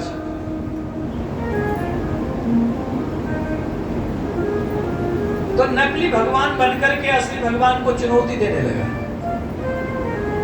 एक बार काशी नरेश आया और काशी नरेश को दिखाया, देखो मित्र मैं असली वासुदेव हूं, देखो मैंने एक खटका खटका बना लिया है।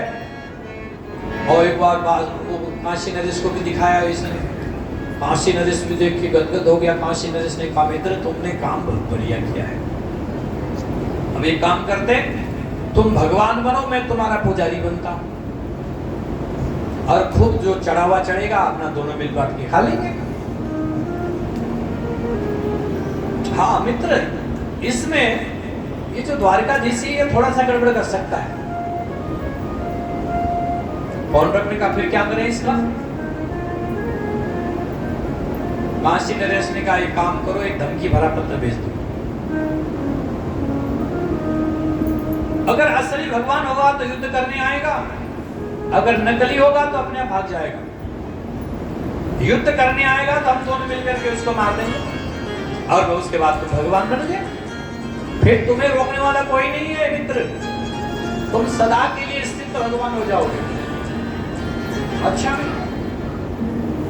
अब पौंड्रक ने एक चिट्ठी लिखी, धमकी भरा पत्र लिखा। उस पत्र में इतना धमकी दिया द्वारकाधीश को और कहा ब्राह्मण को, कहा कि ये पत्र ले जाकर के दे दो द्वारकाधीश को।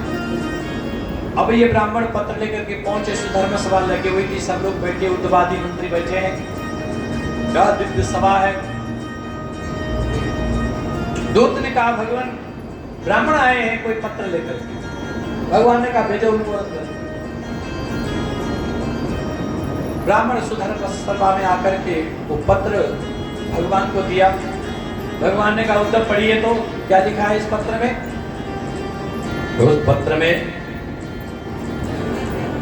पत्र पढ़ा जैसे ही भगवान उद्धव ने, तो उद्धव ने कहा कि भगवान असली भगवान का अवतार हो चुका है, आप नकली भगवान हैं, आप अपना बोरी बिस्तरा बांध करके द्वारका से भाग जाइए, अन्यथा पौंड्रक महाराज आकर के आपको समाप्त कर देंगे।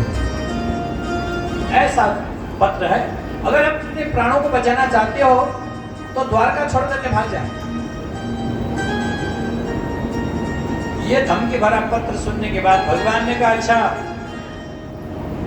अच्छा दूत जाकर के बता देना अपने महाराज को कि हम स्वयं तुम्हारे महाराज के दर्शन करने आ रहे हैं कल, उनको आने की जरूरत नहीं है, हम स्वयं आ रहे हैं, इतना बताना। ठीक है महाराज, इतना कह करके दूत गया। पौंड्रक से दूत ने कहा महाराज, अब पहले तो पौंड्रक ने कहा कि विप्रदेव वो डरा कि नहीं। बोले महाराज वो डरे हुए तो नहीं, वो कह रहे कि कल आपके दर्शन करने आएंगे। वो अब तो पौंड्रक घबरा गया। पौंड्रक ने कहा अरे काशीराज तूने तो कहा था ये भाग जाएगा, ये तो सचमुच यहीं आ रहा मेरे पास, ये तो मार डालेगा। तो काशीराज ने कहा मित्र अब रिक्स लिया है थोड़ी बहुत, तो उसका उसमें अगर कोई कुछ हो जाए तो उसको वो नुकसान तो उठाना पड़ेगा, लेकिन मैं तो डरो नहीं, मैं हूं ना तुम्हारे साथ, क्यों डरते हो। बोला हाँ कोई बात नहीं, साथ में रहना। कल जैसे द्वारकाधीश आएगा यहाँ सामने तो तुरंत अपना खड़का दबा देना, तो जाना बस ऊपर से ही उसको धमकाते रहना। बोले ठीक है मित्र। हमारे दोनों मित्रों ने बातचीत बना ली। दूसरे दिन भगवान पहुंचे और जैसे ही पौंड्रक के समुद्र पहुंचे भगवान, तो पौंड्रक ने भगवान को देख के तुरंत खड़का दबाया और नकली गरुड़ में बैठ करके आकाश में उड़ने लगा और हाथ में चक्र सुदर्शन घुमाने लगा और कहता है वासुदेव कृष्ण, असली भगवान तो मैं हूं, वासुदेवो अवतीर्णो हम एक एव न चापर, मेरे से दूसरा कोई वासुदेव नहीं, असली वासुदेव प्राणियों के दया करने के लिए मेरा ही अवतार हुआ है। हम तो मिथ्या विजय तो मिथ्या वासुदेव है, असली वासुदेव तो मैं। अब भगवान ने सुना तो भगवान कहने लगे देखो उद्धव, देखो तो सही, इसने कितना मेरा भजन किया होगा ये स्थिति प्राप्त करने के लिए। देखो गरुड़ भी वैसे बना लिया, अपना रूप भी मेरे जैसा बना लिया, और इतना ही नहीं चक्र सुदर्शन भी लगा रखा। देखो तो भगवान प्रसन्न हुए। भगवान ने कहा चल तूने इतने दिन मेरा चिंतन किया है तो मैं तुझे सारूप्य मुक्ति प्रदान करता हूँ। तुरंत भगवान ने चक्र सुदर्शन को आदेश दिया। चक्र सुदर्शन ने जाकर के पौंड्रक के शव धड़ से लगा दिया। अब उसके बाद जब काशीराज चलने लगा, ये कृष्ण तूने गलत किया है, तू ऐसे किसी राजा को मार नहीं सकता। अब तो क्या था, भगवान ने कहा सुदर्शन इधर भी जाइए, ये भी जाने और चक्र सुदर्शन ने जाकर के काशीराज के सर काट दिया और काशीराज का सर अगर नीचे गिरता तो अनिष्ट होता, बम की तरह फटता। तो उस सर को भगवान ने अपने चक्र सुदर्शन के माध्यम से माया विद्या से काशीराज के पिता की गोदी में गिरा दिया। और जैसे ही गोदी में सर गिरा तो महाराज वहां ब्लास्ट की तरफ, बम की तरफ ब्लास्ट हुआ। देखते देखते पिता भी समाप्त और पुत्र भी समाप्त। इस प्रकार से भगवान ने एक ही बार में दोनों का अंत किया। परीक्षित समय समय पर भगवान दुष्ट राजाओं का भी संहार कर रहे हैं।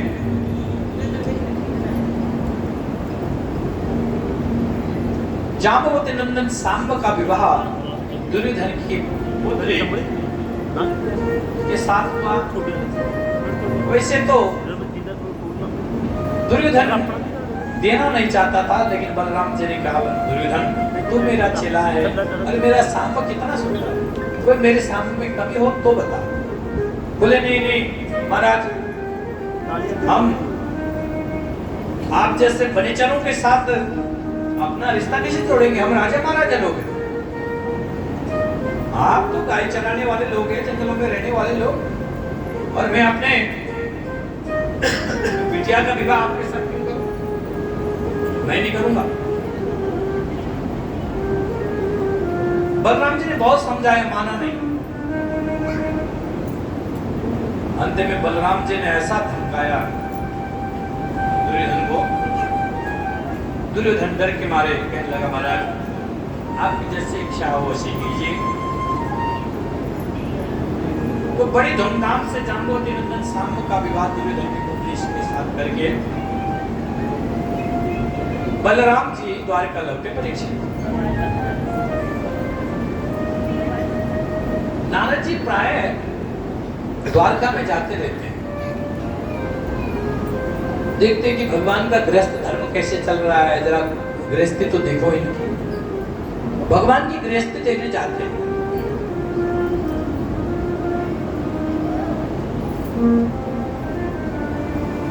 आज नारद जी सुबह सुबह पहुंचे द्वारका। जैसे रुक्मिणी के महल में प्रवेश किया तो भगवान रुक्मिणी मैया के साथ बैठ करके हवन कर रहे थे। नारद जी पहुंचे, भगवान ने कहा आओ नारद सब ठीक है? नारद जी ने कहा महाराज सब ठीक है, मैं फिर आऊंगा, फिर दर्शन करूंगा आपका। बोले नहीं नहीं एक लड्डू तो लेते जाओ। भगवान से एक प्रसाद में लड्डू लिया और भागे जांबवती के महल में। वहां जैसे पहुंचे तो महाराज बच्चों के साथ बैठ करके भोजन कर, नारद जी का खोपड़े चकरा गया। राम राम, ये तो अभी रुक्मिणी के महल में थे, इतनी जल्दी यहाँ आ गए। भगवान कहा नारद आओ आओ, कैसे सब ठीक है, भोजन वोजन करो। नारद ने कहा महाराज भोजन करके आया हूँ, कोई इच्छा नहीं है, फिर मिलूंगा आपसे, अभी थोड़ी जल्दी में हूँ।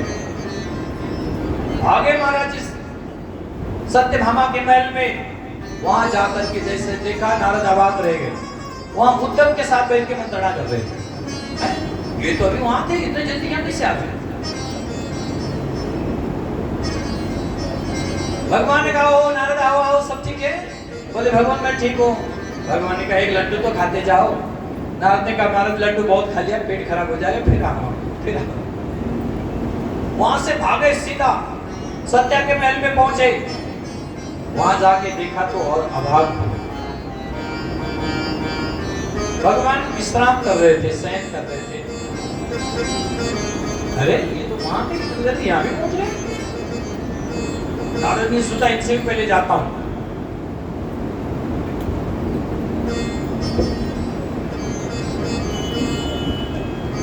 नारद ने सोचा इनसे भी पहले मैं जाऊंगा। भगवान ने कहा अरे नारद कहां जा रहे हो, कम से कम बैठो, थोड़ी बहुत जलपान तो करते जाओ। वो नारद बड़ी तेजी से भागे, वहां से सीधा गए लक्ष्मणा के महल में। लक्ष्मणा के महल में पहुंच करके तो पक्का पक्का से रह गए, लक्ष्मणा के साथ बैठ गए। कैसे पहुंचे? अब नारद जी ने सोचा इनकी लीला है, यही जाने। भगवान के गृहस्थ का दर्शन करते करते नारद जी की खोपड़ी चकरा गई। नारद जी ने सोचा अब इससे अच्छा चलो निकल दो, पतली गली से चुपचाप निकलो। गली से निकलने लगे तो एक देवी बड़ी लंबी घूंघट डाल करके उसी गली से आगे निकल रही थी। नारद जी ने रास्ता छोड़ करके साइड में हो गए। वो देवी बिल्कुल नारद जी के पास पहुंची। नारद जी और सट गए दीवार की तरफ। वो देवी और नारद जी की तरफ गई। नारद जी ने बिल्कुल अपने शरीर को शिमुड़ करके अपने को बिल्कुल छोटा बनाया और ताकि रास्ता देने के लिए। जब भगवान और पास पहुंचे वो देवी, तो नारद जी ने कहा, देवी इतना रास्ता है, आप यहाँ से जाओ ना, क्यों मेरे बगल में से आ रही हो? नारद जी झल्ला के बोले। और उसके बाद जैसे ही घूंघट उठा करके भगवान का बेटा नारद, जैसे घूंघट उठा तो भगवान द्वारकाधीश, अरे राम राम प्रभु आप यहाँ? द्वारकाधीश ने कहा, नारद तू मेरा लीला देखने आया है बेटा, तू मेरा परीक्षा लेना चाहता है। तेरे 4 खोपड़ी वाले पिताजी भी मेरे लीला को समझ नहीं पाए, तो बेटा तू कैसे समझेगा मेरे लीला को? इसलिए ऐसा है, यहाँ परीक्षा की भावना से द्वारका में कभी मत आना। हाँ आओ, आनंद आओ, घूमो फिरो, देखो, भोजन करना, प्रसाद करना, जो करना करो, लेकिन परीक्षा की भावना से नारद कभी मत आना, बेटा खेद न करो। नारद जी को इस प्रकार से भगवान ने अपने गृहस्थ का दर्शन दिया परीक्षित। सबको ऐसा लगता द्वारका में कि भगवान मेरे पास ही बैठे हैं। किसी को ऐसा महसूस नहीं होता कि भगवान दिन भर मिले नहीं, आज कहाँ चले गए, ये महसूस नहीं होता। उनको यही लगता कि कृष्ण हमारे पास ही बैठे हैं। बाबा वसुदेव माँ देवकी को लगता है कृष्ण मेरे पास बैठे हैं। अष्टरानियों को लगता है कि कृष्ण मेरे पास बैठे हैं। उद्धवादी मंत्रियों को लगता है कि भगवान हमारे पास बैठे सुधर्म सभा में ही है। उधर अन्य रानियों को लगता है कि भगवान हमारे पास है। परीक्षित, भगवान सबके पास, सबके साथ एक समय में सर्वत्र उपलब्ध है, उपस्थित है। ये भगवान की विशेषता है, ये भगवान की परम लीला है।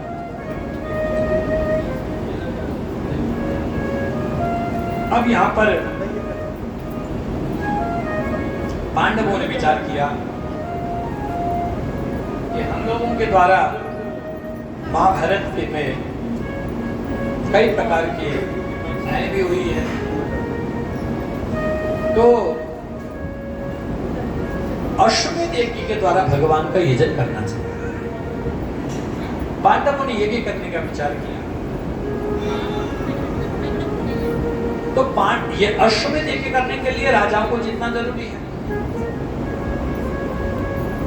तो पांडवों ने विचार किया मंत्रणा भी करें और भगवान को बुलाएं। भगवान जैसे कहते हैं उसी हिसाब से यज्ञ संपन्न करेंगे, यज्ञ विधि को पूर्ण करेंगे। बुलाया गया, सपरिकर भगवान को न्योता दिया है पांडवों ने यज्ञ में। चूल्हा नहीं, मतलब आपके घर में चूल्हा नहीं जलेगा, सब लोग हमारे यहाँ भोजन करेंगे। अगर भगवान द्वारकाधीश को कोई ये न्योता दे सकते हैं तो केवल पांडव दे सकते हैं। पांडव के अलावा किसी में सामर्थ्य नहीं है कि भगवान के परिवार को भोजन करा सके। इतना बड़ा परिकर है, 56 करोड़ यदुवंशियों का परिकर है। अब आप अंदाजा लगा लीजिए, इतने लोगों का भोजन व्यवस्था कितनी बड़ी बात है। पूरी परिकर को बुला लिया पांडवों ने। भगवान बड़े प्रसन्न होकर के आए। भगवान के आते ही अर्घ्यपाद्यों से पूजन किया, ऊंचे आसन देकर के भगवान को बैठाया। और सभी भाइयों ने, युधिष्ठिर आदि राजाओं ने प्रार्थना किया, भगवान हम राजसूय यज्ञ के द्वारा आपका यजन करना चाहते हैं, कृपया हमें आदेश दीजिए। भगवान ने कहा ये तो बहुत खुशी की बात है दादा, आप दशानंद कीजिए इस यज्ञ को, मैं आपका साथ हूं। आपके भाई इतने सामर्थ्यशाली है, तीनों दिशाओं को जीत के आ जाएंगे। पश्चिम, उत्तर और पूर्व को, दक्षिण को आपके भाई इतने सामर्थ्य जीत के आ जाएंगे। हाँ, पूर्व जरा खतरनाक है, पूर्व को बल से नहीं बुद्धि से जीतनी पड़ेगी। पूर्व में जरासंध नाम का राजा है, वो जल्दी से स्वीकार नहीं करेगा, इसलिए उसके लिए मैं स्वयं जाऊंगा। पहले ये तीनों दिशाओं को जीत के आ जाए। और युधिष्ठिर जी ने तीनों दिशाओं में भेज दिया, भीम को, अर्जुन को, नकुल को, सहदेव को। कुछ ही दिनों में तीनों दिशाओं को जीत करके भारी भरकम सामग्री लेकर के आ गए। भगवान ने कहा अब पूर्व की ओर मेरे साथ चलो। भीम और अर्जुन मेरे साथ बोलो। ठीक है भगवान। भीम और अर्जुन को लेकर के भगवान सीधा पहुंचे मगध नरेश जरासंध के। जरासंध के सीमा में पहुंचते भगवान ने कहा भीम अर्जुन अब ये राजशाही भेष उतारना पड़ेगा। राजशाही भेष उतारना पड़ेगा। फिर क्या करें प्रभु? बोले ये भिक्षुकों के वेश पहनो। भीम ने कहा आप हमें युद्ध करने लाए हो या भीख मांगने लाए हो? भगवान ने कहा बोलोगे कुछ नहीं, जो कहूंगा वो करोगे। अच्छा भैया तेरी जैसी इच्छा। तो राजसी वस्त्र उतारा, तीनों ने भिक्षुक याचकों के वस्त्र पहन लिए और सीधा पहुंचे मगध नरेश जरासंध के महल के ठीक बाहर। जरासंध अभी भिक्षुकों को, याचकों को सामग्री देकर के गया है। तो इतने में आवाज लगाए भिक्षाम देहि, भिक्षाम देहि, भिक्षाम देहि। अब तो महाराज जरासंध अभी गया ही था, इतने भिक्षाम देहि की आवाज सुना तो लौट के आया, दौड़ के। लगता है कोई ब्राह्मण आए हैं, द्वार पर आया है और आकर के देखा तो 3 भिक्षुक याचक बैठे हैं। जैसे द्वारकाधीश को देखा तो ऐसा लगा कि इसको तो मैंने कहीं देखा है। बोला भगवान क्या इच्छा है बताइए। बड़ी कृपा की आज आप हमारे यहाँ पधारे। किस वस्तु की आवश्यकता है आपको? जो वस्तु मांगेंगे वही मिलेगा। ये जरासंध का महल है। मैं संत और ब्राह्मणों को, याचकों को बिना कुछ दिए जाने नहीं देता। भगवान ने कहा भैया हम कुछ लेने नहीं आए। हमने सुना बहुत बड़े दानी हैं आप, तो केवल हम आपके दर्शन करने आए। दर्शन करने ऐसा तो हो ही नहीं सकता। ब्राह्मण संत किसी के दरवाजे में बिना बात की जाए। आप आए हैं तो कुछ न कुछ आपको चाहिए तभी आए। बताइए, निसंकोच बताइए, जो कहेंगे वही दूंगा। आप ब्राह्मण संतों की कृपा से ही तो मैंने उस वनेचर को, उस जंगली कृष्ण को युद्ध में हरा करके मथुरा से भगाया था। ये सब आप सबकी कृपा आशीर्वाद थी महाराज। अब भगवान के सामने भगवान को गाली दे रहा है। भगवान सोते दे गाली दे दे कोई बात नहीं। बोला महाराज हमें कुछ नहीं चाहिए, हम तो केवल दर्शन करने आए हैं। बोला नहीं नहीं ऐसा हो नहीं सकता, मांगो, निसंकोच को क्या चाहिए। तो भगवान ने सोचा आप तो कह ही देना चाहिए। युद्धम नो देहि राजेंद्र द्वंद्वसो यदि मन्यसे युद्धातना वयम प्राप्त राजन्यान कृपांश। राजन अगर आप देने ही चाहते हैं तो द्वंद्व युद्ध दीजिए। क्या द्वंद्व युद्ध? सुनते ही उछल पड़ा। अरे महाराज ब्राह्मण होकर युद्ध क्या करेंगे आप? ब्राह्मण और युद्ध? नहीं नहीं नहीं, आपको लगता गलत फहमी हो गई। भगवान ने कहा बिल्कुल हम युद्ध ही चाहते हैं, अगर देना है तो युद्ध दो, अन्यथा हमें किसी वस्तु की आवश्यकता नहीं है। जरासंध ने कहा महाराज अगर युद्ध मांग ही रहे हो तब आप क्षत्रिय नहीं है, आप क्षत्रिय हो। आप याचक और भिक्षुक नहीं, आप ब्राह्मण नहीं है। आप कौन? बताओ अपना परिचय दो। भगवान ने कहा ठीक है हमारे परिचय दो। असौ वृकोदर पार्थ तस्य भ्रातर्जुनो भयम् अनयो मातुलेयं मम कृष्णं जानीहि। महाराज ये मोटा ताकत तगड़ा जो दिख रहा है ना, ये असौ वृकोदर ये भीम है। इनके नाश्ते में ही 1.25 मन का हलवा चाहिए तब जाके इनका नाश्ता पूरा होता है। ये वही भीम है विशाल काया। बोले अच्छा ये भीम है? बोले हाँ। और तस्य भ्रातर्जुनो भयम्, ये इन दोनों का भाई है अर्जुन। जो गांडीवधारी अर्जुन, ओ ये गांडीवधारी अर्जुन है हमारा। कहने लगा फिर आपका परिचय?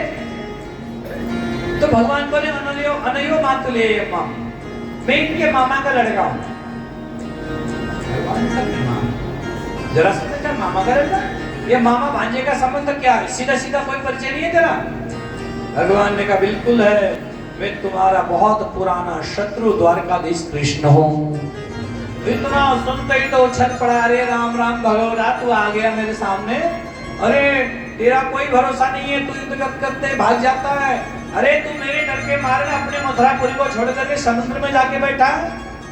ए भगवान, तेरे से मैं युद्ध नहीं करूंगा। नत्वयाभिरुणायुत्से युधि विप्लवचेतसा मथुरा सुपरित्यक्तम समुद्रम शरणं ययौ। जो डर के मारे, मेरे डर के मारे समुद्र में जाके बैठा हो, उसके साथ मैं युद्ध करूंगा? कदापि नहीं। भगवान ने कहा ठीक है, मेरे साथ युद्ध मत करो।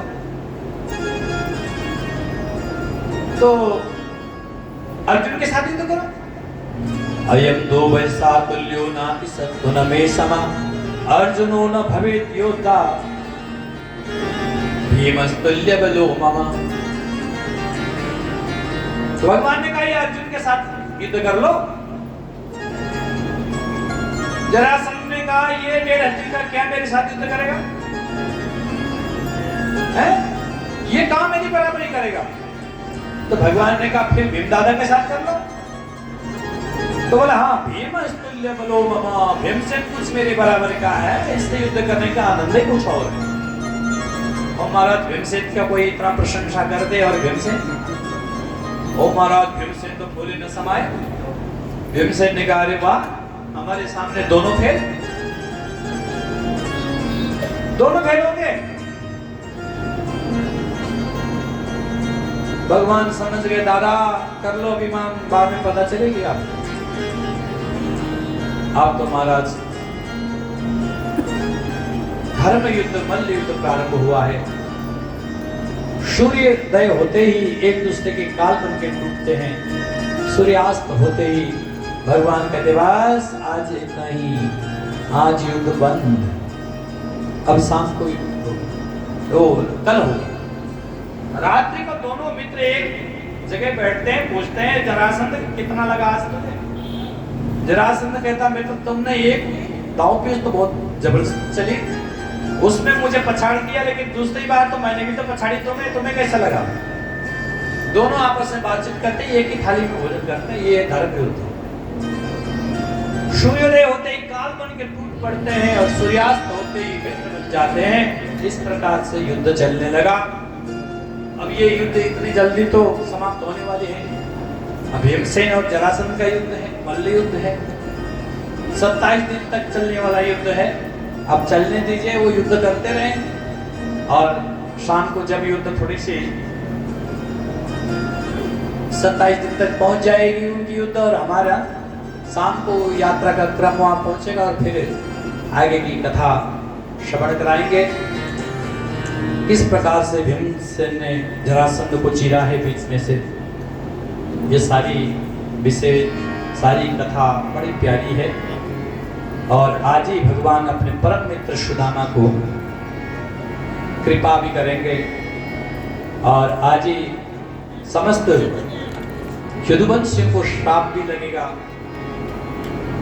उद्धव को दिव्य ज्ञान प्रदान करेंगे भगवान, और आज ही भगवान स्वधाम गमन भी करें। कलयुग भी आएगा, कलयुग अपना अस्तित्व दिखाएगा। राजा परीक्षित का मोक्ष करके शुभदेव पुनः जंगल की ओर जाएंगे।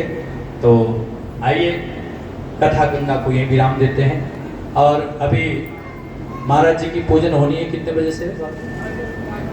15-20 मिनट के बाद आप लोग यहीं बैठे रहे। पूज्य महाराज श्री जी का यहाँ पूजन होगा। आप सब पूजन के बाद ही भोजन प्रसाद ग्रहण करेंगे, और उसके बाद फिर ठीक 3:30 बजे हम सायंकालीन सत्र में मिलेंगे। तो अब तक के लिए वाणी को विराम।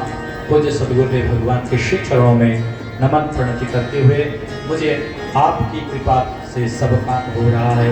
एक दिव्य भजन के साथ इस कथा को विश्राम, और उसके बाद ठीक सायं